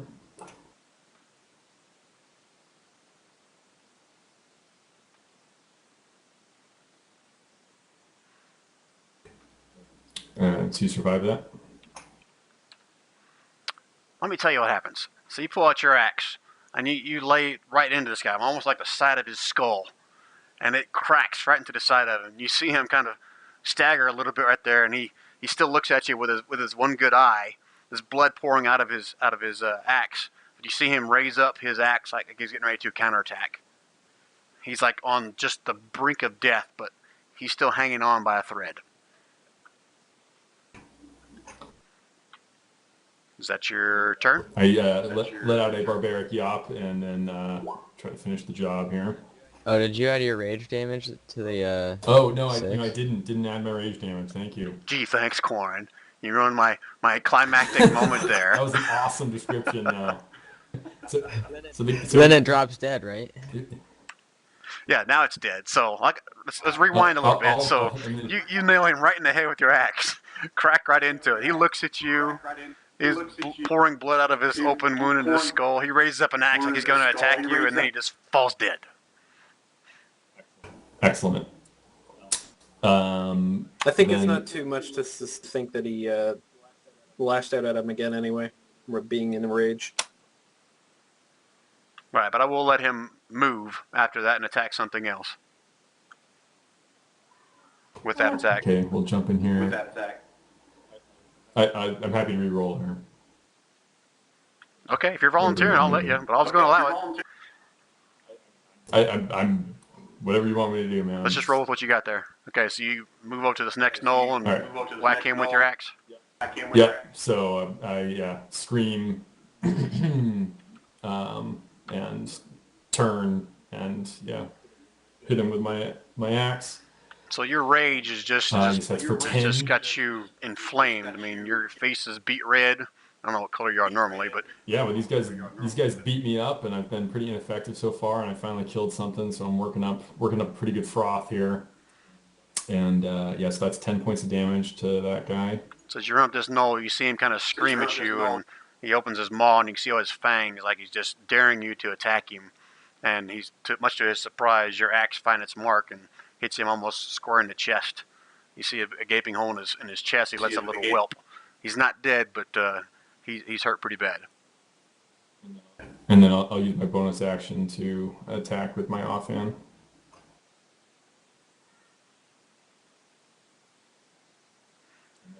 And that actually should be a 20. So I assume it still hits. All right, so you got 13 points of damage. Well, so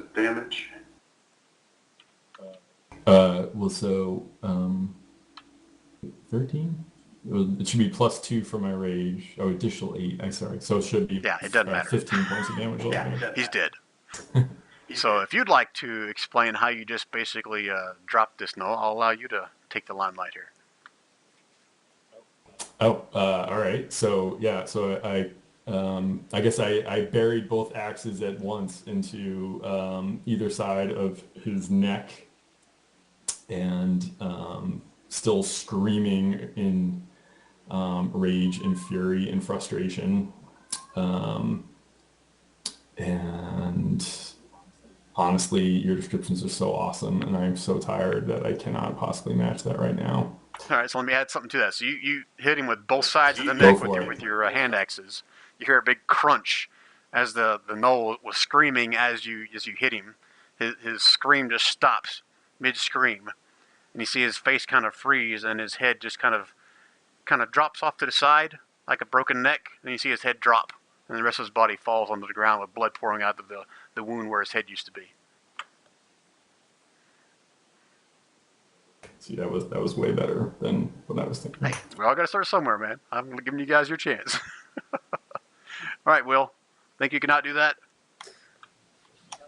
Let us see. I am going to go with my first main attack again on the mount, and I'm going to use my a divine smite.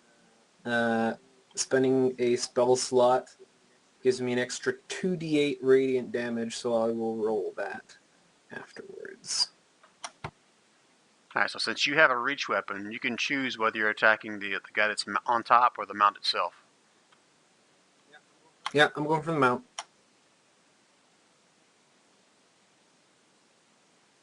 So it's 2d8 plus that?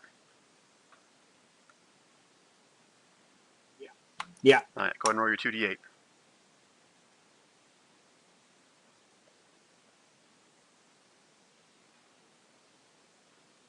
No, 15. Alright, so you slam this glaive right into the chest of this hyena as it's kind of rearing at you, snapping at you, trying to get at you. And you hit your mark like square in its chest. It rears up a little bit. You can see the blood kind of pour out of his chest cavity a little bit. It's hurt really bad. Comes back down, almost lands on top of the glaive and sinks a little bit deeper into it. Oh shoot, I'm forgetting my 4 damage from thingamajig. From what? From I cast a spell when I couldn't get to them. Divine Favor. Oh, yep, I forgot about that as Roll well. that So that's now. another 4 damage on top of that, or a 1d4? Yeah, D4. Can I ask for at least some of the damage from last round, like a couple more D4s? Depends. Do you still have 'Cause I another only have attack it- coming? I have more attacks, yes. I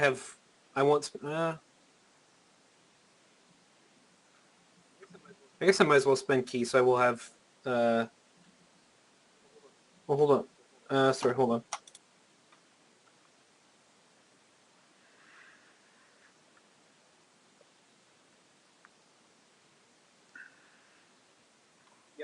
Yeah, I will spend my last key for Flurry of Blows. But, yeah, with the 3, what's... Okay, he's Anyway, here's what I'll do. Instead down near of the going end. back and adding to your last attacks, I'll add additional to any Yeah. future attacks. Let's do it that way. Okay. So, here we go.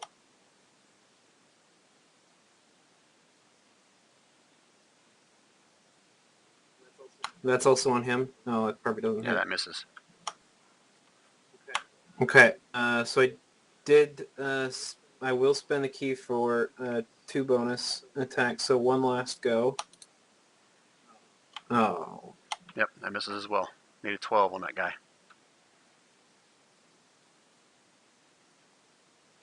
Okay. All right, so does that include your D4 that you were talking about or not? That's. Oh, you missed anyway, so it doesn't matter. That's only when you hit, correct? Yeah. Again, that D4 is only to damage, not to attack, correct? Yeah. Oh, sorry. Hold on. Yeah, that one's just damage. Bless is the one that gives you attack. All right, so is that your turn? Yes. All right, Portal. Okay. Yeah, earlier I mentioned the 2 die 20s for the 2 spells I casted, the 2 lightning bolts. So, do I have to roll them now, or? Yes, please. Okay. I think technically I'm supposed to roll it, but I'll go ahead and let you roll it. It's more fun that way. Oh, wait, whoops. Alright. Alright, nothing All right, I guess happens. I'm going to have to start rolling it, aren't I? Yeah. All right, what you going to do, go Portal? ahead. I'm going to do a couple of things. First of all, try not to damage the ship any more than I did.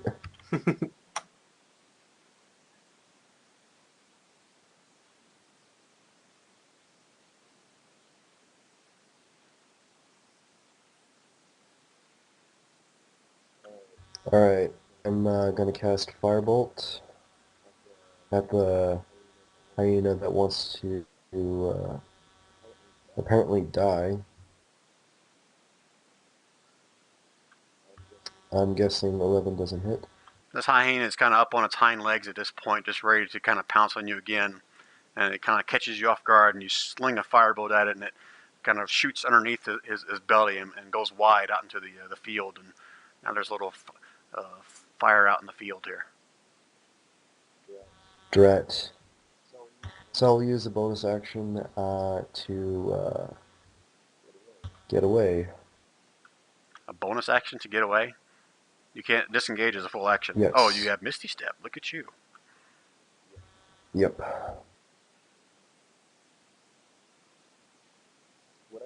Would I be able to get back on the ship? Because it's within 30 feet? An unoccupied space that you can see. From where you're standing right now, you can't really see up on deck. Alright. Does it have to be on ground? No, I wouldn't say it doesn't have to be on ground, but he has to be able to see where he's moving to, like top of a hill or up in a. I even put like up in a building if there was a door or a window or a balcony, something like that. But since he can't see the top of the deck from where he's standing, then I'm gonna say no.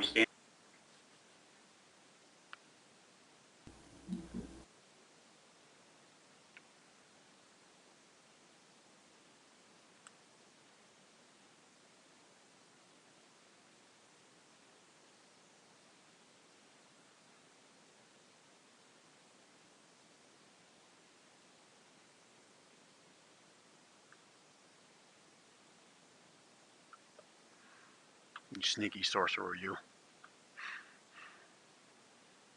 All right, that's your turn, right?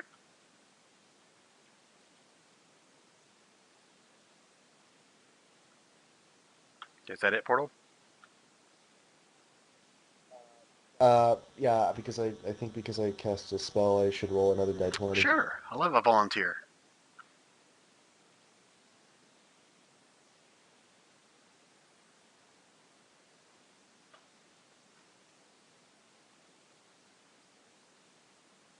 Oh, you doing it, or am I? Tell me I got one.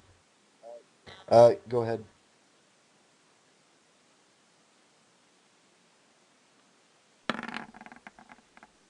Damn it. That was closer though. What does it have to be, out of curiosity? Just a one. All Okay. right, Quarren, you're up. Alright. Just this one guy in front of me left.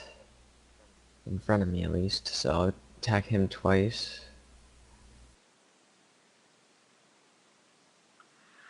I swear, you guys need to like freaking go to Vegas and play. You between you and Bachvar tonight, jeez, just beating the crap out of these guys.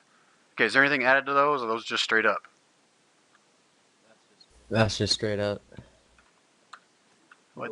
You rolled like 4 natural 20 attack rolls, so Yeah, that's true. You crit a lot And I'm tonight. still losing. What's up with that? He's dead. So if you want to describe your killing blows, go right ahead. I'd jump on top of its face and jam both my fists into its eye sockets and rip out part of its brain as I do that. I'm just like laughing manically. Good stuff, Ed. And then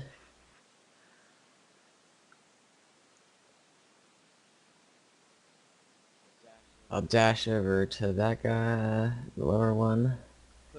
Closer to Nivek, because I'm hoping he'll heal me. You'll dash? Is that a...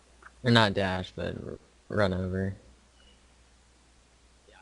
Yeah, I have 50 feet of movement. That was 40. And then I'll get my last attack off on this one. Oh, and that was a crit.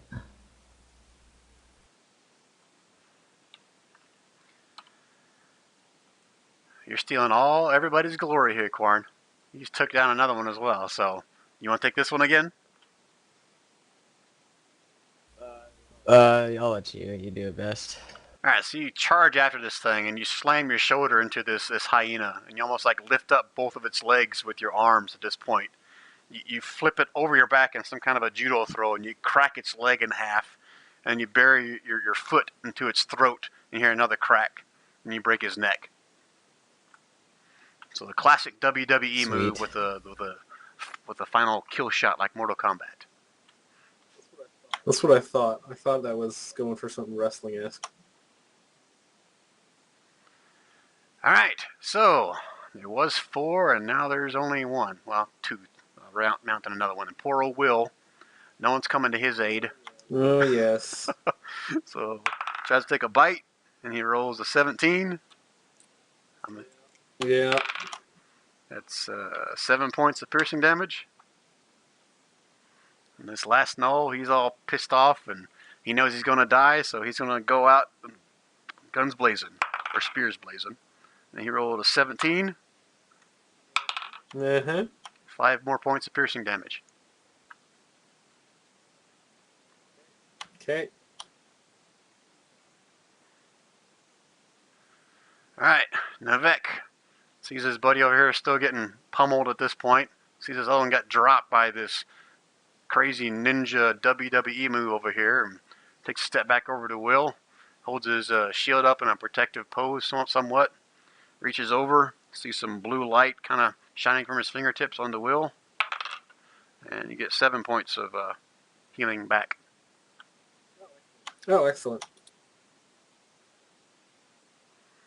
Bachbard, you're up.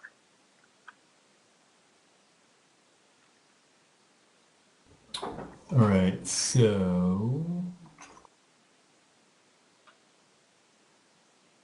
alright, so that guy's easily within range. So I'm gonna invoke the name of my brother, whose name I have not actually thought of yet, to activate my frenzy charm. And so I guess actually that's a d20.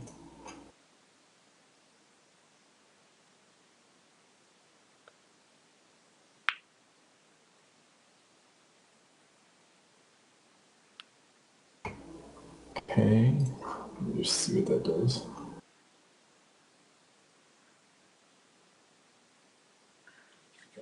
Okay, and then I'll move down. So just so I'm clear, you're frenzied, right? I am frenzied, oh yeah. And then I will attack. I guess this mount obviously is pretty hurt, so I'll start with him. You can't get to the mount. You have to have a reach weapon or a ranged weapon to get to him. To the mount? Oh, sorry, the mount. Yes, go ahead. Okay.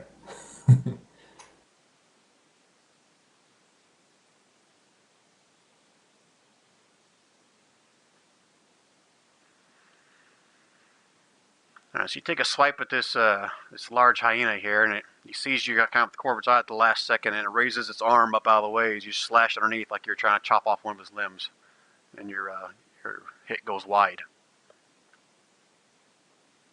So I hit again So you, for 7. first slash misses. You circle back around a second time as it brings its foot down, and this time you do chomp right into its joint of where its leg is, and it goes down.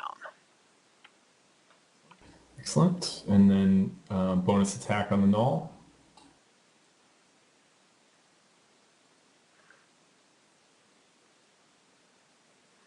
And that misses. Yeah, that should miss because that actually should be a much lower number. But hold on a minute. Since you took down his mount drops. He's got to make a athletics check to see if he lands on his feet. If he does not, he falls prone. You've got that last attack at advantage, and that will be a hit. Well, he lands on his feet anyway. So you do miss. Just teasing me. Yeah, I know. All right, is that your turn? Yes, sir. All right, Will, you're up. All right. Just attacks. That does hit. And he's still there. Oh, D4.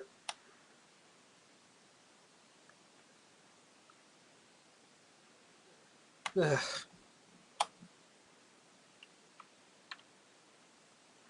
All right, so you lay into him pretty decently. You see him kind of let out a yelp, and he sees all these enemies around him at this point. He's looking pretty frantic, pretty scared, like he's looking for an escape route, but you're not able to put him down at this point. Is that your... I've got a bonus. Does the second attack hit? Nope, it's a 15 to hit him. Okay.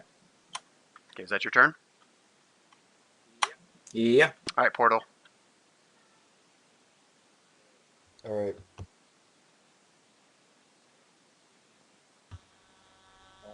Um,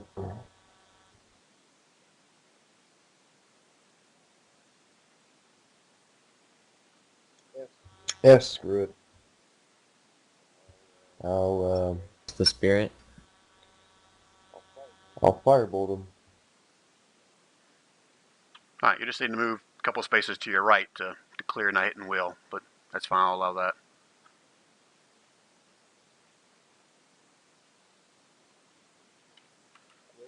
Wait, I'm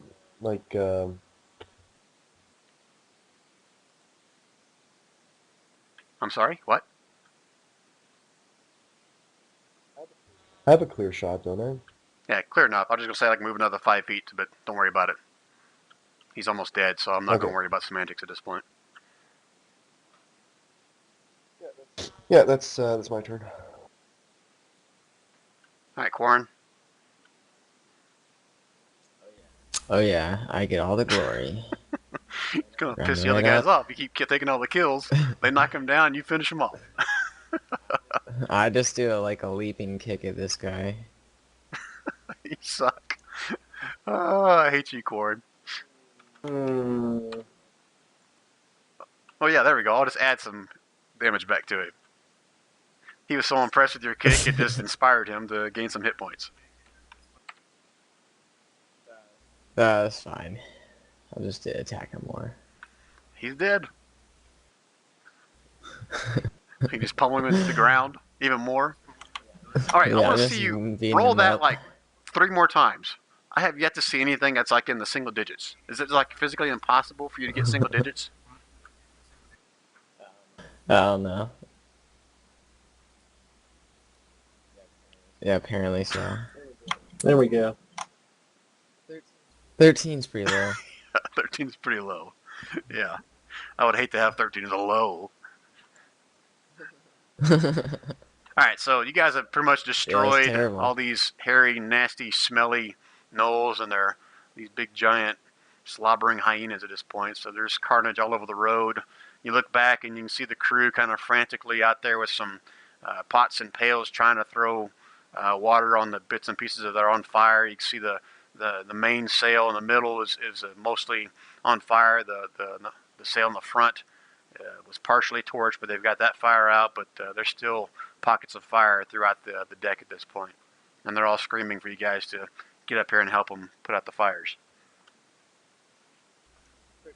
Quick question: what races Blackbard? Give me a perception check, unless you ask Blackbard that. I just want to know from looking at him. Yeah, if you're not asking, then roll a perception check.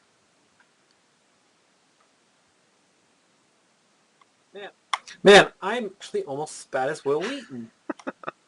Will, you think he is a dwarf. A really tall, giant dwarf. The biggest dwarf you've ever seen. He's like a dwarf giant. A giant dwarf. Yeah, one of those. A giant dwarf. Quarren, you see some traits of orc in him, but he's not. You're pretty sure he's not fully orc. And I guess just real quickly to finish this off, who's next to me here? Is that the monk? Yeah, that's me. And so, so as I, I mean, basically you felled that gnoll right after I took down his mount, correct?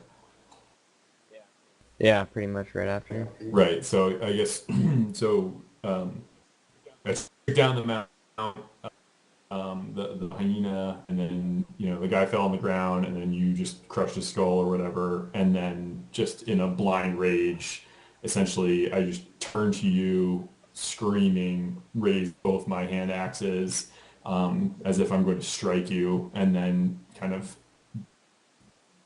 and seemingly barely able to restrain myself, and then stop and just start breathing deeply, and I'm just kind of staring at you, almost through you, and I'm just kind of panting and seething and kind of slowly lowering my arms. I'm like, whoa, you all right, friend? Calm down, the fight's over. Thank you. It has been a long time since I've received kindness from anyone. Well, if I see one in need, I'm not shy to lend aid, and I'm with the good people here, and they're all willing to help as well. We're actually a band of supposed heroes, according to. Hold on, my speaker's cut out. Okay, you said we're actually We're actually a band of heroes, according to a druid who's not with us right now. He's actually meeting with the council to further our quest, and it almost seems too good to be true to run into yet another fighter who seems quite capable. So perhaps it's your destiny to join us.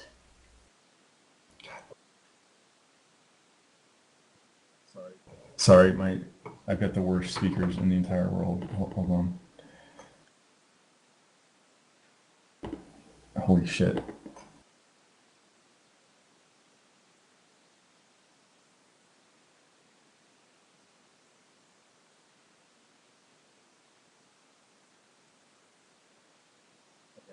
Okay, I'm back. I'm super sorry. No problem. What did you catch all of it or no? No, I said we're actually, and then I cut out. So basically, we're actually heroes that we've heard from another druid who is meeting with a council right now to further our quest. There seems to be some kind of legend or foretelling of heroes gathering to accomplish the goal that we seek to accomplish, and we've continued to gather up members, and meeting you, who's clearly a capable fighter as well, it almost seems too good to be true. So it could be a destiny that we met you. I know little of destiny or of your quest, but I do know that I owe you a debt. Don't worry about that. No debt. Just good people helping out other good people. I'm not a good person, but I will repay you in whatever way you choose. Well, that makes you good to me. You're welcome to join us up here. It seems like we've got a fire to take care of at the moment, actually. And Nevek's already come back up Yeah, to look the boat, over. the ship at this point, and you see him kind of helping out, and Nimba and Jimba and the entire crew's up there kind of panicking and trying to batten down this, you know, knock down and throw water and do whatever they can to kind of get the fires out. I'm quite glad I put that rope. I'll climb up. I want to go straight for the other glaive, and I want to say the words. And I don't want to swing it around, so I hope it's just exuding some cold, and I want to try and use it to quell some fires. Does that work? Yeah, he's using it to basically like stamp out some of the fires on the flat places of it. You're not actually striking anything. Yep. With the sharp end Yeah, of your. I don't want to hurt the boat any more than it's already hurt. Right, so that you're able to kind of stamp out some of the fires on the deck and whatnot, but some of the more oddly shaped things you're not able to get the blade on top of it. So the main sail in the middle is still somewhat on fire. A few odds and ends stuff, some of like the curtains and small parchment or whatnot's on the deck is still on fire. I run up and I'm like, Nimba, is there any way you could use those air elementals to put out the fire with a gust of wind? Nimba looks over at you and says, "Well, if we do that, then we won't. No, I can't. Once I turn them on, that's it. They don't move anywhere else. All I can do now is dismiss them." Oh, shoot.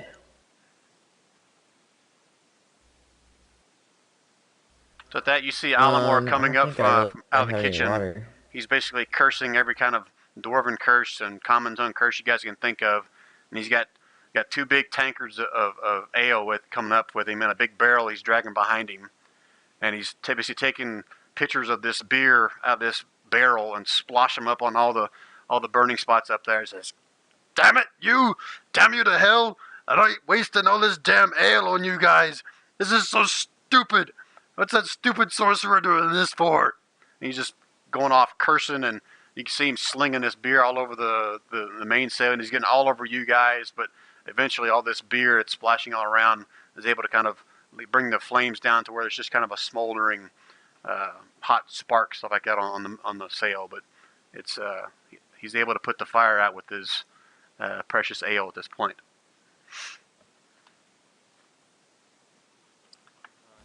Dak, would I be able to climb up the sail shaft and try and use my water skin to put out the smoldering areas?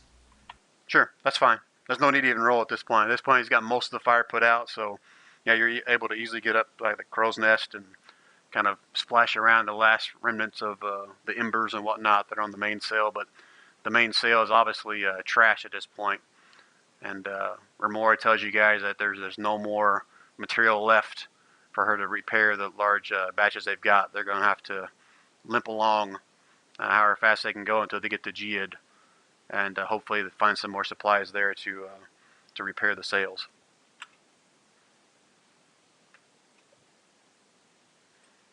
Everyone kind of gives Porto somewhat of a dirty scowl at this point of, look what you did this time.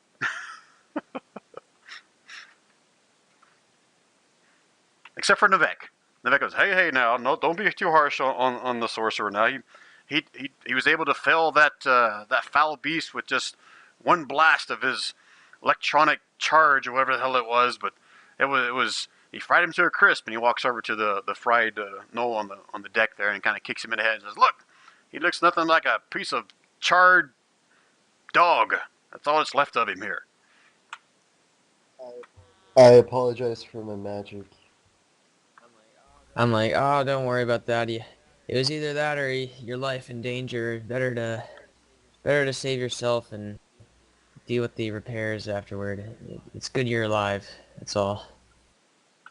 And Nevek turns back around, looks down in front of the ship at this person they just basically rescued from an assault. Says, "And who's our new friend here? Is he going to join us on the ship?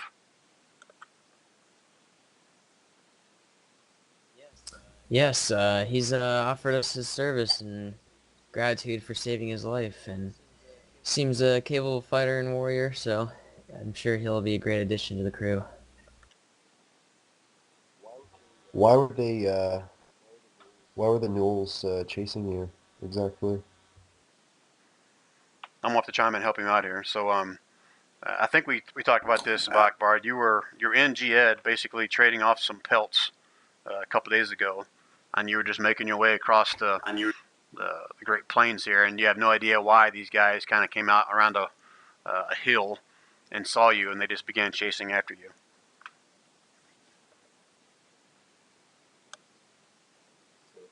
So what he said. Those damn Gnolls. Well, it's good to have you along with the crew. Don't worry, I don't usually set everything on fire. All right, so let's take this opportunity to kind of do a more in-depth introduction. Bard, if you want to kind of describe your character to the party, and then they can do the same for their characters as well. And then I'll go through and kind of introduce you to the crew that you don't really see on the screen here.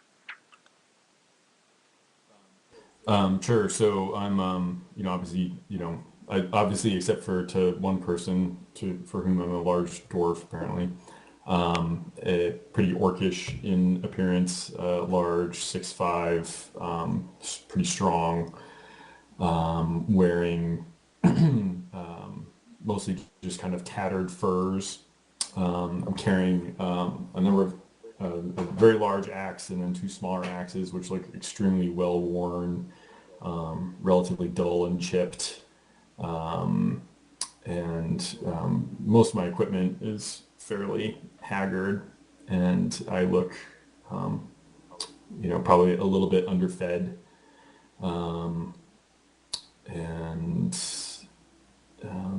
I've got a horse and some basic equipment, nothing fancy, and that's pretty much it. I'm fairly gruff, sullen, and kind of detached, and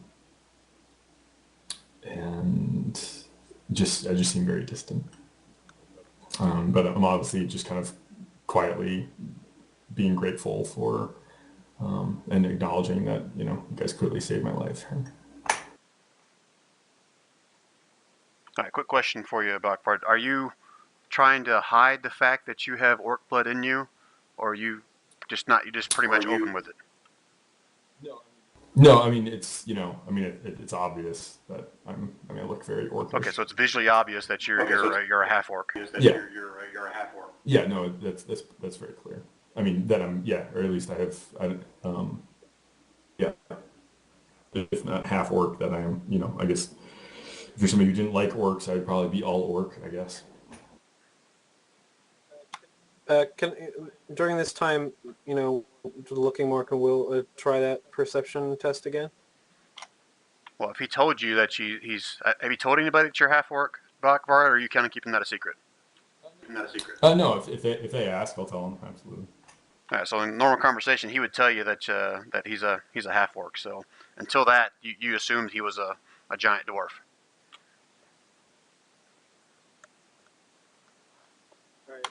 All right. Well, I actually kind of want to ask Korn and Nivek, because Will doesn't really want to presume too much. He's still relatively new.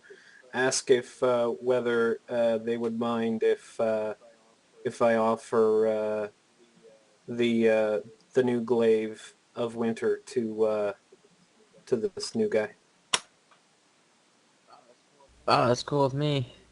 If he can use it, then by all means, more powerful weapons means more foes to kill. What's the deal with this glaive of winter? Yeah, so I go over. I assume he's on the boat, the ship now. I go over to Bokfar and I say, "Yeah, friend, I wonder if you wouldn't care to consider wielding this fine weapon we have here. You see, I use something similar, but this is something that's very important and personal to me. And wonder if you might like to use this. You may have seen as we were working to douse the flames here. It is a magical weapon of ice. And if you say these words here, it activates and does extra. Erupts in frost.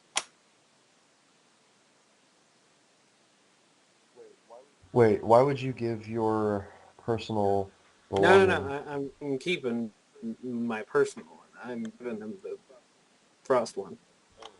Oh, okay.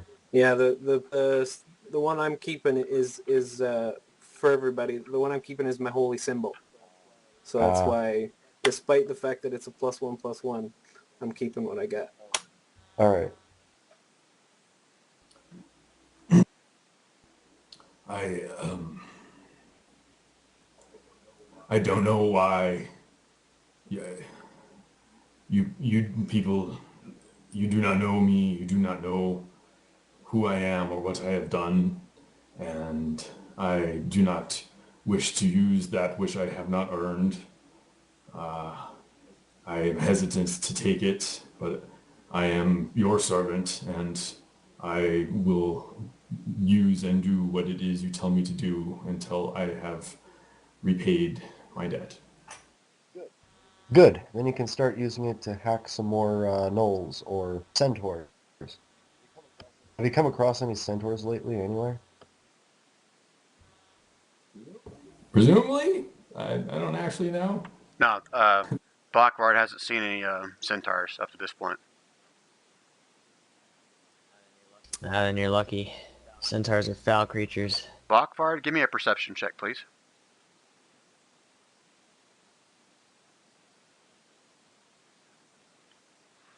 All right, you hear the dwarf mumble something, but that's all you can make out.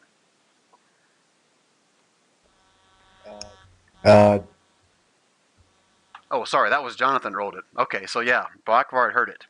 So, as you guys are having this conversation, you hear the little dwarf guy that was throwing beer all over everything say something along the lines of, "Stupid orc doesn't know when to take a free gift."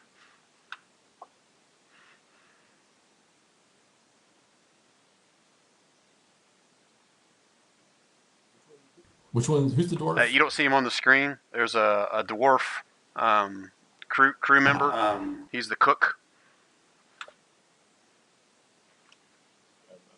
I'll just let it pass. All right. Anybody else want to describe their characters for Blackvard before I kind of introduce the crew to him? Sure, I can, or you go ahead, Porto. Yeah. So a high elf with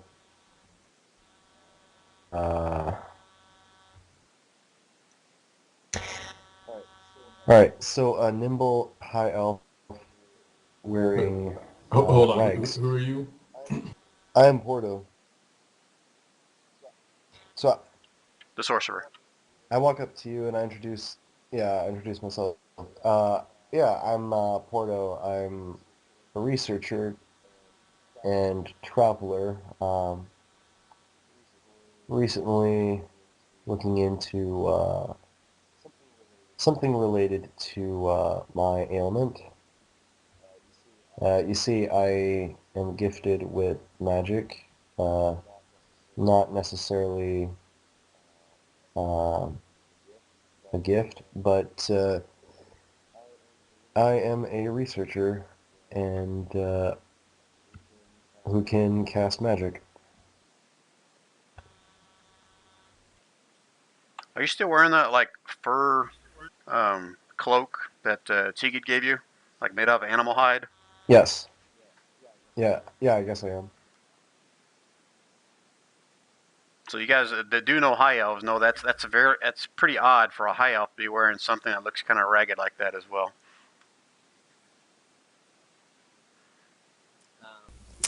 So my character is Corin. He's a wood elf monk. And he would have told you that he was originally stationed as a city guard in Helgaba after leaving his homelands in the Dunwood Forest after not appreciating the way that other Wood Elves kind of discriminate against other races. So he swore duty and fieldship to the king's at first, who recommended him to go to the city guard, and at which point he became a scout. And he was also welcomed into a monastery after being a scout for some time, where he trained in monk weapons and philosophy.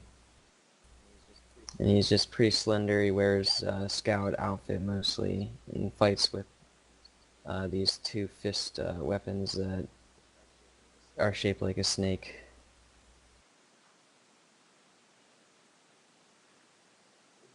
Cool. Yeah, and in introducing myself, I say, Will says, you may have noticed in some similarity to Quarren, I'm a monk as well. Grew up in a monastery, but I am also a paladin.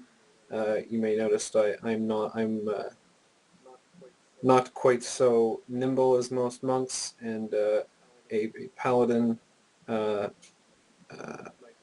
My dear friend, who I squired under a while ago, came by visiting the monastery where I grew up and trained, and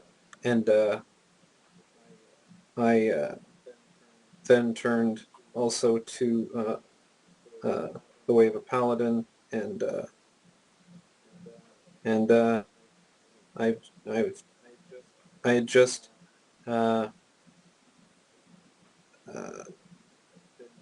been granted the rank of knight errant, and it was off into the world when I found these guys.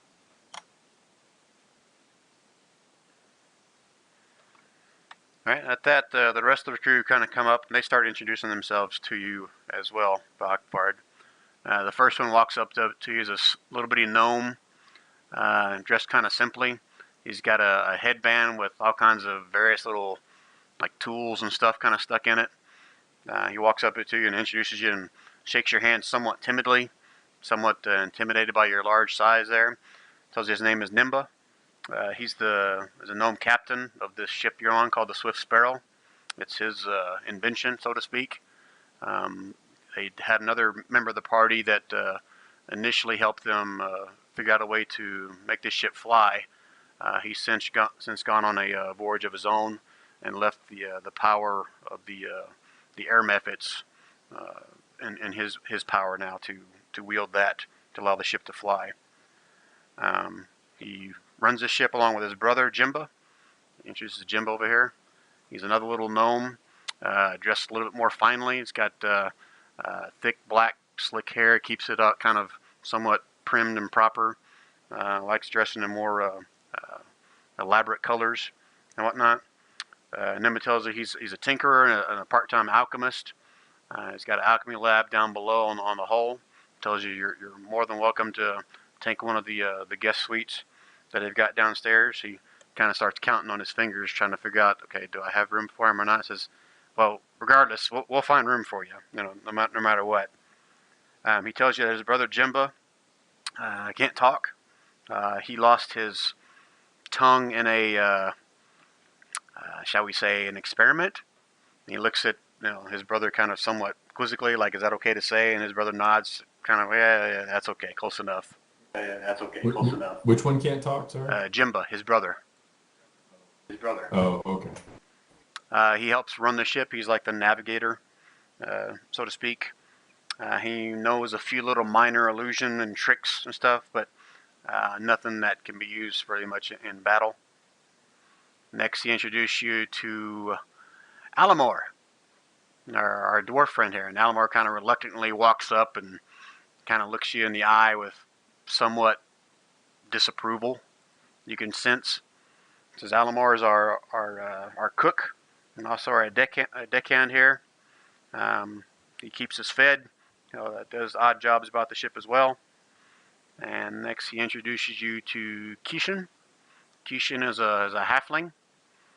He's like the carpenter slash handyman on the ship. Anything gets broken, he's in charge of the repairs. And lastly, but definitely not leastly, he introduced you to Remora. She's a human female. She's the deckhand and also the seamstress that does the repairs on the sails, does minor tailor work for their clothes and whatnot. So they all kind of take turns shaking hands and whatnot. I don't think I ever explained to the rest of the party really Remora in a little more detail, but she was a human female, dark hair, dark complexion. I kind of envisioned her looking something like a Sofia Vergara, and my accents suck, so I never really have tried to talk with her in that voice. So if I get the opportunity somewhere in the role playing, I may try that again. But she's strong-willed and confident, and she knows how to handle herself. And the other individual that you'll probably see next week if you join us is Tigid. He's right now below deck and sick. There's a side effect from a certain potion that Nimba gave to everybody. He's a ranger, human ranger. He also travels with his wolf pup, Storm. And he's been with the party the longest at this point. And so, to be clear, the PCs are Porto, Quarren, Will, and Tigid? Correct. And we have a potential fifth or sixth one, Renault. I don't think I even told you guys that. So he's missed the past couple of sessions. He's in the military overseas in Korea. And he ran into some issues. We're trying to get back on time back to Korea in the last session, so he didn't make it. And he did tell me he wasn't going to make it tonight as well. So he may or may not be joining us back. If he ends up missing too many sessions, and I'm probably going to cut him loose. Okay. Okay. Anybody have any other questions or any more role-playing they want to do with the group here? Is the fire I out? want to, Well, I assume the fire's out because we're talking. Yeah, right? the fire's out at this point. Yeah. All right. I'm going to go start skinning hyenas. I want to take a look at the Knoll Pack Lord's body. All right. Go ahead and roll me a investigation check. What are you looking for? Sure. Anything interesting? Anything out of the ordinary? Basically, any kind of loot or something unique that I might come across. Yeah, I'll join whoever's going down. Check out the knolls. All right. Whoever wants to go check the knoll bodies, roll me an investigation check.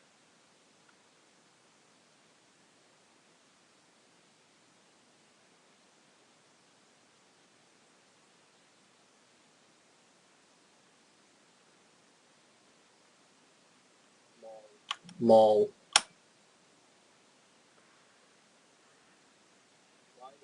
Why do I even bother? Porto, you managed to find equivalent about total 30 gold pieces amongst all the knolls. Not a whole lot. You also find their crude weapons, like I said, spears. Each one of them had a longbow as well, chainmail, some hide, really crap kind of stuff there. But no one else really finds anything else. But as you're inspecting one of the knoll bodies, you do notice that in one of the knolls, you almost catch a glimpse like something is moving underneath its armor.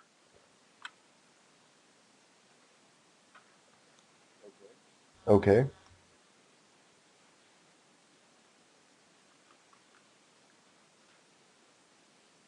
You'd have to investigate further to find out any more information than that. All right, then I will So you need investigate. to tell me exactly how you are investigating, please. Okay, so is it just one knoll body that I notice? Something moving underneath? Yeah, that knoll right Okay. there. You noticed something that looked like it was moving underneath its clothing, underneath its armor, around its belly area. Not quite sure. All right, so I will investigate it by patting very lightly and trying to move the Knoll's armor and whatever clothing it's wearing so I can see what's underneath it. Okay, so you putting your hand on it first, or are you trying to get it out of its armor first? Which are you doing? I put my hand on it first. Okay, so that's what an investigation check is for.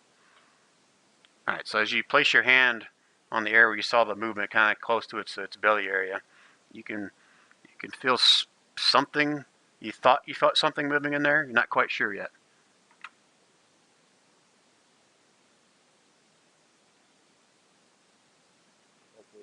Okay, so then I'll start taking off its armor and trying to see what's under it. Okay, you're gonna have to cut its leather armor off of him to get it off of him. It's the kind of All it's right, kind I'll of do matted that. and it's kind of embedded in with its fur, like he's been living and sleeping in it all his life. Okay, so then I'll use a dagger. And so you trying not to cut him as you cutting this stuff off, or you just letting him fly? Well, hold on. Is it underneath its fur?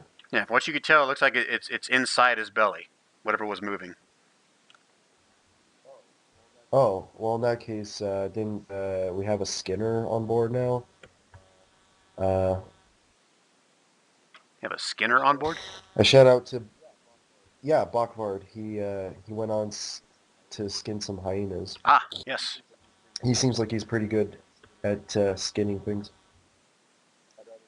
I'd rather have someone who's good at that kind of stuff do all the dirty work.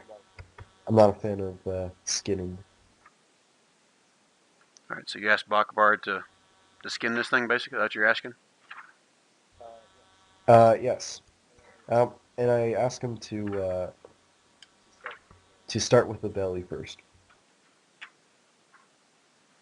No, so you're basically asking him to gut him, not skin him. Correct? Yes. Also, I would like to loot the bow and any arrows I find. Okay, like I said, it's a regular long bow, and you'll find 27 arrows.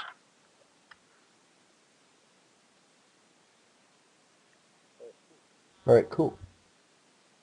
All right, Bakbard, are you gonna follow his request and try to gut this Knoll Yeah, over here? of course. Absolutely. All right, so Porter, you're over there next to it as well, correct? Yes.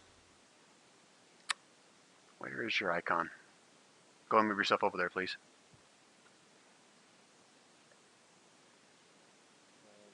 Where exactly?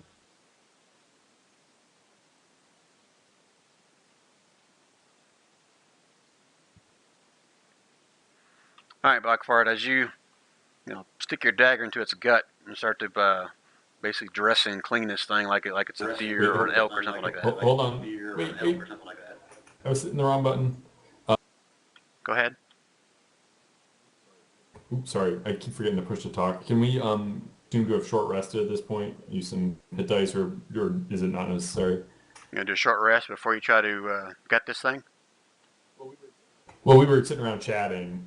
I was just asking if we can assume to have short rested. No, short rest is going to be like an hour, and of doing pretty much nothing. Okay. And of doing. All right. So no. It's up to you. I'm not telling you can't. I just need to know if you're going to do it before or after you try to gut this thing.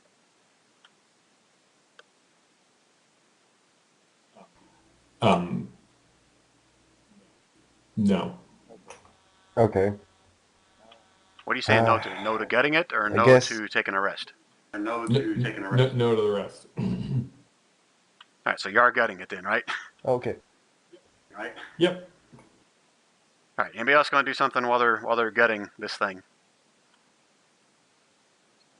I'm just kind of watching at this point. Actually, I'm intrigued by this, so we'll come on over and watch this. See what's going on. All right, Blackbart, as you stab your dagger or your carving knife or skinning knife into this dead gnoll's gut, start to kind of rip up forward, you definitely feel something moving in there. And before you even get maybe 3 inches of the cut, you see a cylindrical type of creature kind of bust out and leap at your throat.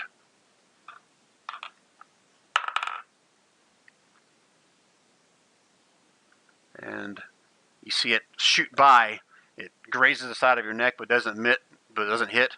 Lands in the grass, and it starts to kind of sliver away.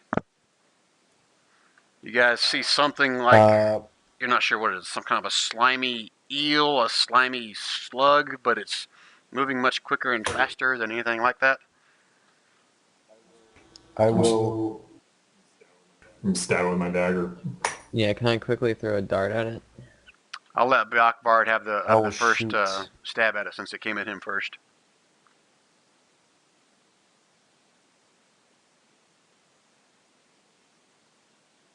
Jeez. Alright, so you're able to take your carving knife and basically stab it right in what you assume is some kind of a tail on it. And you see it kind of make a hissing sound, whatnot, and reach back around. You can see like there's some teeth at one end of it as it's getting ready to try to strike back at your arm at this point.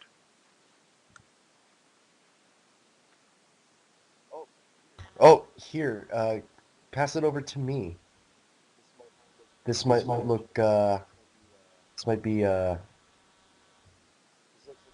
This looks like an interesting creature.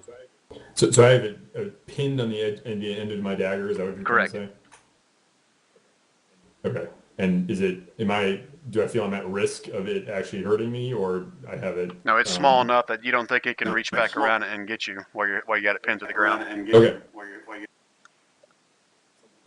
Somebody wants this thing? Yes. All right, since Portal was closest, I'll let him have the first if he wants to do something about this. If he says no, then I'll move on to Corn since he's the next closest one. Do I know what this is? You'd have to give me a... Let me think on this, what this is going to take. I'll go history check. History. Interesting. Allow me. Nope. Or survival. If you're better at survival than you are at history, I'll allow that. Yes, survival. Now we're talking. I would go with the. I really wanted to go with the 25.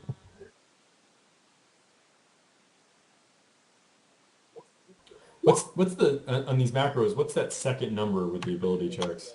It's a second roll, so if you're rolling with advantage or disadvantage, but because we're not rolling with either, we take the first number. Got it. All right, so I gotta ask some out-of-character questions here. Who all was with the party when Jodell was explaining about the Slotty? I think I was. Corn was. No, probably Portal was? not. That wasn't last time, was it? And it would have been when he first met you guys in the mountain pass. I don't think Will was with you guys then, correct? No, I only just joined last time. Okay, so unfortunately, that 18 would have been good enough, but you're at disadvantage since you didn't hear Jodell tell the story. So none of you guys are able to recognize what this thing is.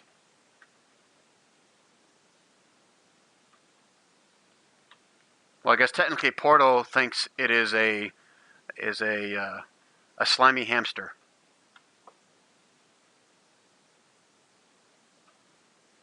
And this Knoll likes weird kind of pleasures. He probably stuck that hamster up his butt and it worked itself out.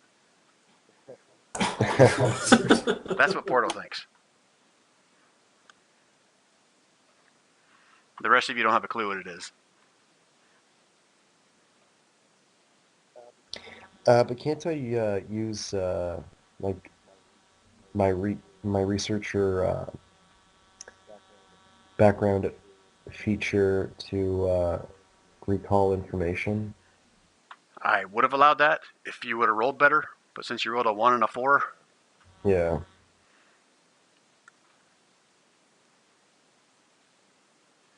Alright, so you guys don't know what this is. It's still alive. It's What is flapping around the history? ground while Bakvar's got it kind of pinned to the ground.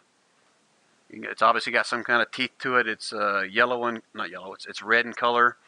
It's probably about, I don't know, 2 or 3 inches in diameter, probably about 6 to 8 inches long. Got a somewhat of a, looks like an amphibious tail to it. Head looks like somewhat of a, a cross between a lizard and a frog. You're not really sure. Got big bulbous eyes like it's something out of a larva.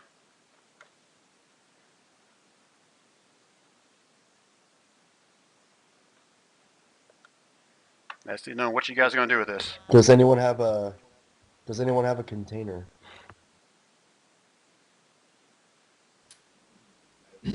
I have a sack. I'm sure we can get an empty vial, Nimba. All right. So I guess Bakvard has him pinned down, or like how does he have the thing pinned down He exactly? basically took his skinning knife and basically stabbed it right in the rear end of it, like kind of like where its tail appendage thing is, and it's stuck to the ground at that point. Bakvard's holding it in place. It can't quite turn all the way around and bite his hand while he's holding it down.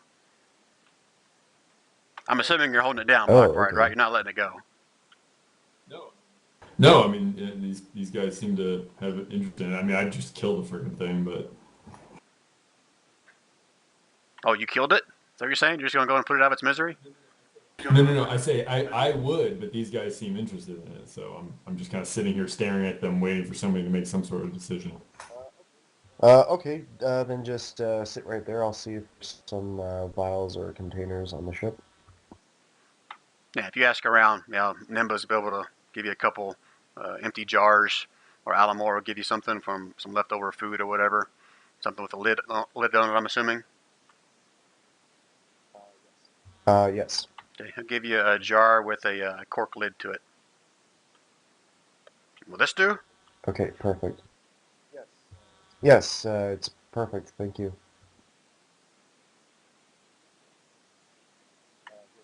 Here, Bakvard.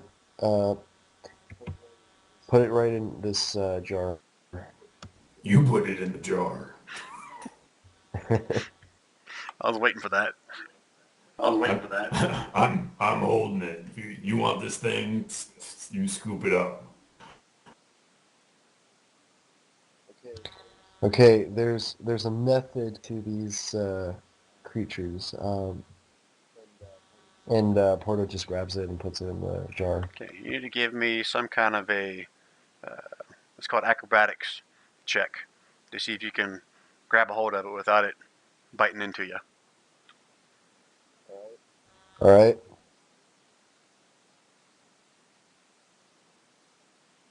I'll say DC And 12. Porto cracks his knuckles before he does this. He does what? Cracks his knuckles Nice. before doing it, Ah, look at you. with a little flick of his fingers. So like your monk brethren standing next to you, you kind of deftly kind of reach out and snatch it at the last second as it's kind of flopping around. You're able to get a hold of it and put it in the jar and pop the big cork back on top of it. And you see it flopping around inside of there like it's trying to get out and keeps slamming its head up against the glass like it's trying to bite through it. But you're able to contain it at this point. Excellent. Now I can begin prodding this thing for some more information. First of all, why would it be inside that Knoll's stomach? All right, so I need Corin and Porto. You guys are both there when Jodo was talking about it, right? Roll me another history check at advantage to see if you remember anything about Okay. Jodo again.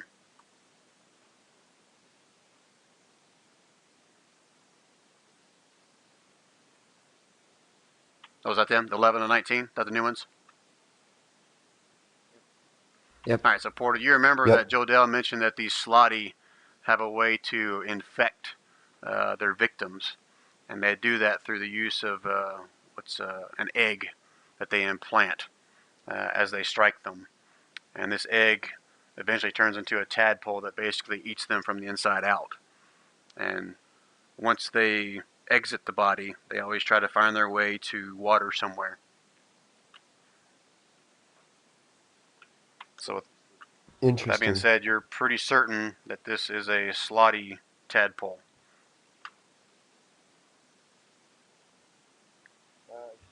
I share that information with the party.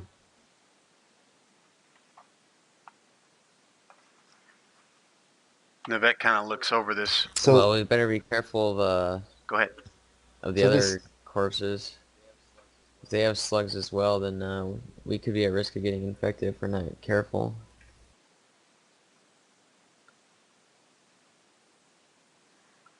At that, Nivek kind of looks over this thing in the jar and says, "What's the purpose of us keeping this foul creature? I say we burn it, destroy this thing." I say it's the perfect opportunity to learn more about these creatures. Uh, from what I can recall, if these tadpoles go to water, they'll be able to evolve into those frog creatures that that we mentioned earlier.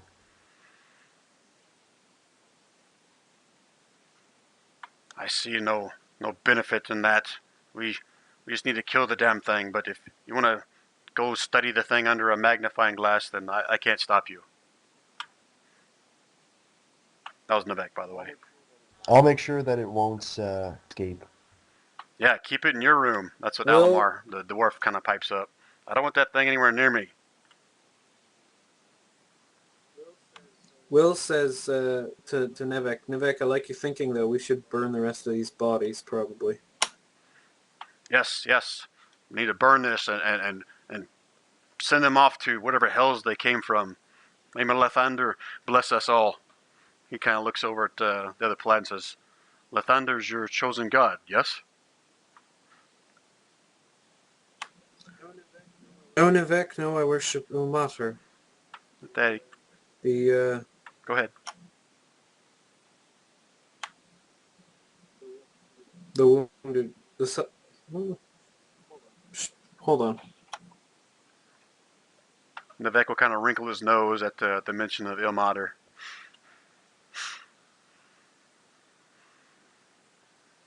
I guess we all need to pray to someone.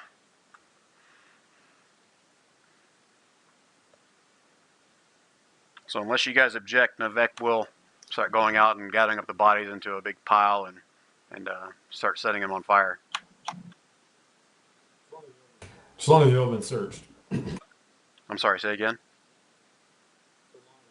So long as they've all been searched. Yeah, you guys did your investigation checks, and like I said, you got 30 gold total value out of them. I think Portal said, or someone said they're going to keep a bow and one of the spears. Is that right, or just the bow? Bow Oh and yeah, arrows. bow and arrows. Yes, that's what it was. Nothing else of value was found on any of them. How many arrows? I is think it I said again? 27, as I recall. Okay. And the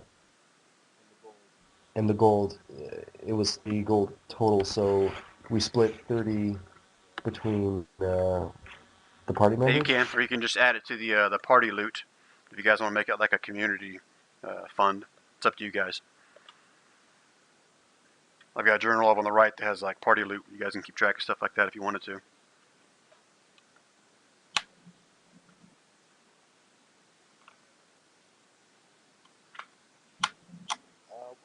Well, I vote that we add the gold to the party loot so that, like, just in case any of us need it. Yeah, I have no objections to that. That's fine with me. You want me to add it?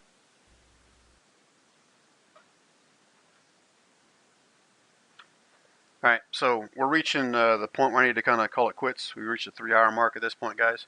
So you guys are, from what Nimba and Jim tell you, you were 2 days travel away. With the shattered and tarred and charred mainsail. You probably add another day onto that, so you're probably about 3 days away from Jid at this point.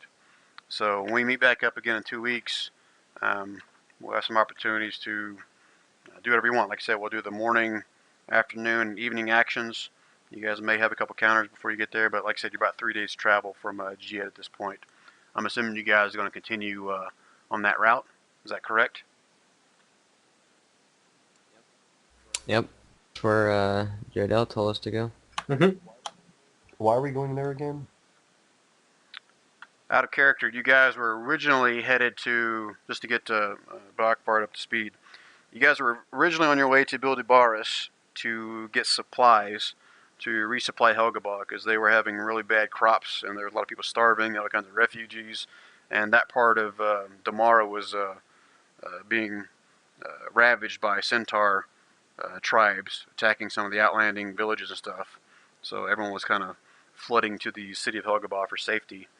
And the king sent Navek and this party to Bildebaris, basically the capital of Narfell, to ask for more supplies and more men to basically help them out with this influx of refugees.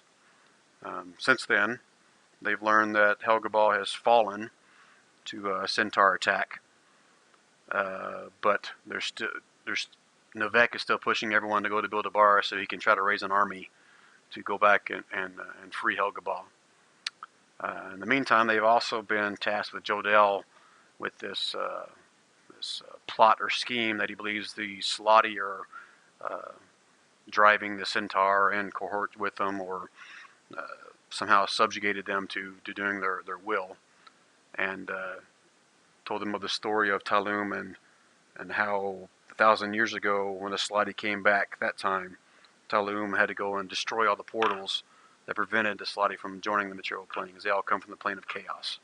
So, long story short, Jodell left for the Druid Council to get more direction on this talisman they just secured, to figure out what to do next, and he asked them to continue on to Jid, and he would meet them there within a day or so to give them more direction.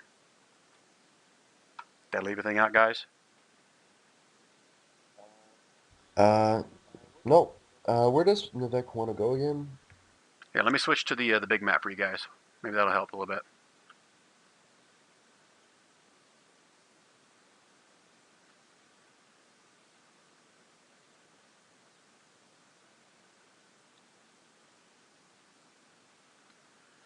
Alright, so you guys are basically, let me move the ship a little bit. You guys are probably right about here at this point. Again, just outside of Jid, which is right here.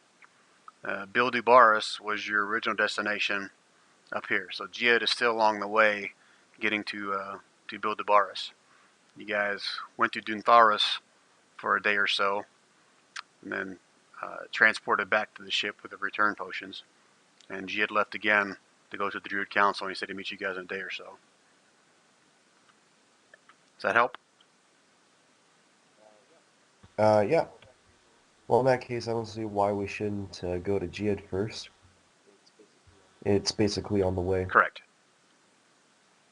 Again, this ship can't fly anymore 8 or 10 feet off the air, so you guys are unable to like fly over the forest and take a straight line as a crow flies, so to speak, to Bildebaris. You still got to take the road to get there. The ship that was on its wheels. When it's on wheels, it has to be on the road because it rides so rough. Any rough terrain, it's difficult for it. Even with the air methods, if you guys go into kind of really steep inclines or declines, it has trouble with that and runs the risk of damaging the glass spheres that house the air methods. So staying on the road is the preferred path that Nimba and Jimbo will lead you guys.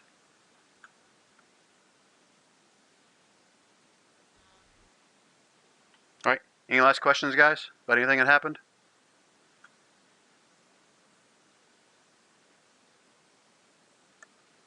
I'll take that as a no, or did I forget to push talk? I'll take that as a no. Nope, no, we're good. Yep, I think we're all good. Yep. All right, so we will meet again here in 2 weeks. Hopefully you guys all had fun. I had fun with that one. That combat went a little bit longer than I was anticipating, but I've got some fun little let's say, role-playing opportunities on your travel to Gied, if you guys partake in that. So we'll dive into that one hopefully in our next session All up right. there. And as far as the magic item, Cool. Bakbard, if you go back into the campaign, I guess, forum section. Yeah, Okay, I there's a got little it. section on the magic item that gives the details of that glaive of winter that they gave you. Oh, and one more note that Tegan will share with you guys. Up until this point, I think Tegan has been like, I wouldn't say hoarding, but he seems to be the lucky guy who ends up getting all the magic items, and he's not doing that on purpose. So if you guys, someone has like 3 magic items and someone only has 0 or 1, then speak up. I don't think anyone's trying to hoard magic items. My goal is that everyone has the same amount. So if you see something that someone else has, doesn't hurt to ask if they want to trade or if they feel that it could be used better on another character. Well, I have that longsword, the one with the symbol from one of the cities. All right, I think in the last session we said that was left on the ship because I don't think you were using it. Is that correct? And I think Tegan picked that up Yeah. at one point since no one else was using it. So basically, Tegan has a +1 sword. He now has that magic bow, and he had that cloak. I think that's it. But again, he's got 3 magic items. So if one of you guys want to chime in and could use one of those Okay. things that fits your character better, then by all means bring it up. To be honest, I don't know. I don't know which one would suit my character. But yeah, I don't have any magic item on me. All right, that'll get remedied soon enough. I'll give you guys more opportunities to get some more things there. Sounds good. Okay. Oh, well, there may be one thing that if you didn't see the last session there, Joe Dell left it on the ship. He picked up a wand in the last session. I don't know if you saw that or not. I was just thinking that. Oh yeah. Yeah, you can let your fellow party members kind of fill you in on what it did for Porto, and you can decide whether you want it or not. Okay. Or you can watch the last session and you'll know. Can anyone fill me in on what the wand does? I remember. Yeah, no, I can't remember either. Wand of Wonders. It does like 100 different things, right, Right. Brian? So Navek will share with you again. You're not really sure it's the Wand of Wonders. Again, all you know is that Navek used it. I think he used it 2 times. The first time he did it, he basically did what you did. He basically shocked and burned the 2 demons to crisp with his giant lightning bolt. The second time he used it, he made a bunch of leaves sprout from 4, 5, 6 demons That's as they were great. storming in through a door there. I don't think he used it 3 times. I don't remember if there was a third one or not. But yeah, long story short, it's a Wand of Wonders. So you never know what you're going to get when you use it. Sounds like something I would like to use. Yeah, like I said, Jodell left on the ship. Yeah, it He can didn't be want to tons keep of it, fun. so by all means, if you want that one, I'm okay with that. All right. So it's a wand of wonders, and like, what does it give me exactly stat wise? Nothing stat-wise. Do you have a Dungeon Master's Guide? No, I don't. All right. So what I'll do after the sessions, I'll type up what all it does, and I'll add that to the magic item detail in there. If any of you guys don't have a DMG and I've got that noted in the magic item session, let me know, and I'll expand upon that and actually write it all out there.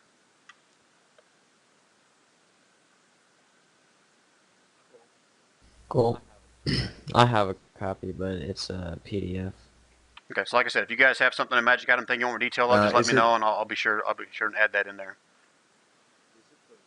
Is it the Rod of Wonder? It's called a Wand of Wonders. I don't know if it's a Rod of Wonder. Yeah, because I'm looking it up, and I'm just getting Rod of Wonder. That could be from a different edition. One sec, I'm going to look it up and I'll read it to you here real quick.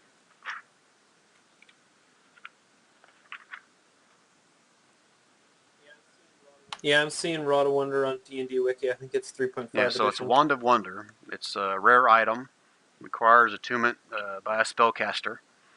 This wand has 7 charges. While holding it, you can use an action to expend one of its charges and choose a target within 120 feet of you. The target can be a creature, an object, or a point in space. You then roll a D100 and consult the following table to discover what happens. If the effect causes you to cast a spell from the wand, the spell's save DC is 15. If the spell normally has a range expressed in feet, its range automatically becomes 120 feet, if it isn't already. If an effect covers an area, you must center the spell on and include the target. If an effect has multiple subjects, the DM randomly determines which ones are affected. The wand regains 1d6 plus 1 expended charges daily at dawn. That goes with all of your magic items that have a number of charges. So I rolled for that Glaive of Winter a while ago. Since I forgot to remind you of it, it had 1 charge. So that one time you used it, it's been used up. You guys can tell that by the number of gems that are in there. If they're dark, that means there's no charge to it. If they're lit up at some kind of color, they have a charge to it. So I may forget that from time to time. I need you guys to help me make sure you guys roll for that every day at dawn to see how many charges it has. Oh yeah, I forgot about that. For the wand and any of these magic items, if you expend the wand's last charge, you must roll a d20. On a 1, the wand in this case crumbles into dust and is destroyed. So there's a big table, a D100. I'll probably give you the very brief part of that, because if I write all this, it's going to be like a huge encyclopedia in that in that column in there. But there's 1, 2, 3, 4, 5, 6, 7, 8, 9, 10, 11, 12, 13, 14, 15, 16, 17, 18, 19, 20, 22 different things that could happen when you cast this thing. Slow, fairy fire, lightning bolt, a cloud of butterflies, enlarge a target, shrink it, a bunch of gems come shooting out of it, fireball, turn something blue for like so many days, cast something into alternate plane, heavy rain falls, just all kinds of weird stuff. You shrink yourself. So Yeah. all That kinds was of cool. fun and some really good, like I said, that lightning, that fireball. I mean, those are some devastating spells that you can get out of a wand. So anyway, Merry Christmas. You got a Wand of Wonders. All right. Thanks. All right. So if you guys have any other questions or anything for me, as always, feedback's appreciated. I'll send out another reminder to you guys about a week before the next session, but we are going to meet again in 2 weeks. If you can't make it, please let me know, and I'll make plans accordingly. Okay. Cool. Thanks a lot, guys. Appreciate Mhm. you. All right. Thanks for joining us, Blackfire. I appreciate it. Yeah, it was a good game. Thanks, guys. Yeah, good to Have a have good you. Good one. night, guys. Good night. Yeah, great. User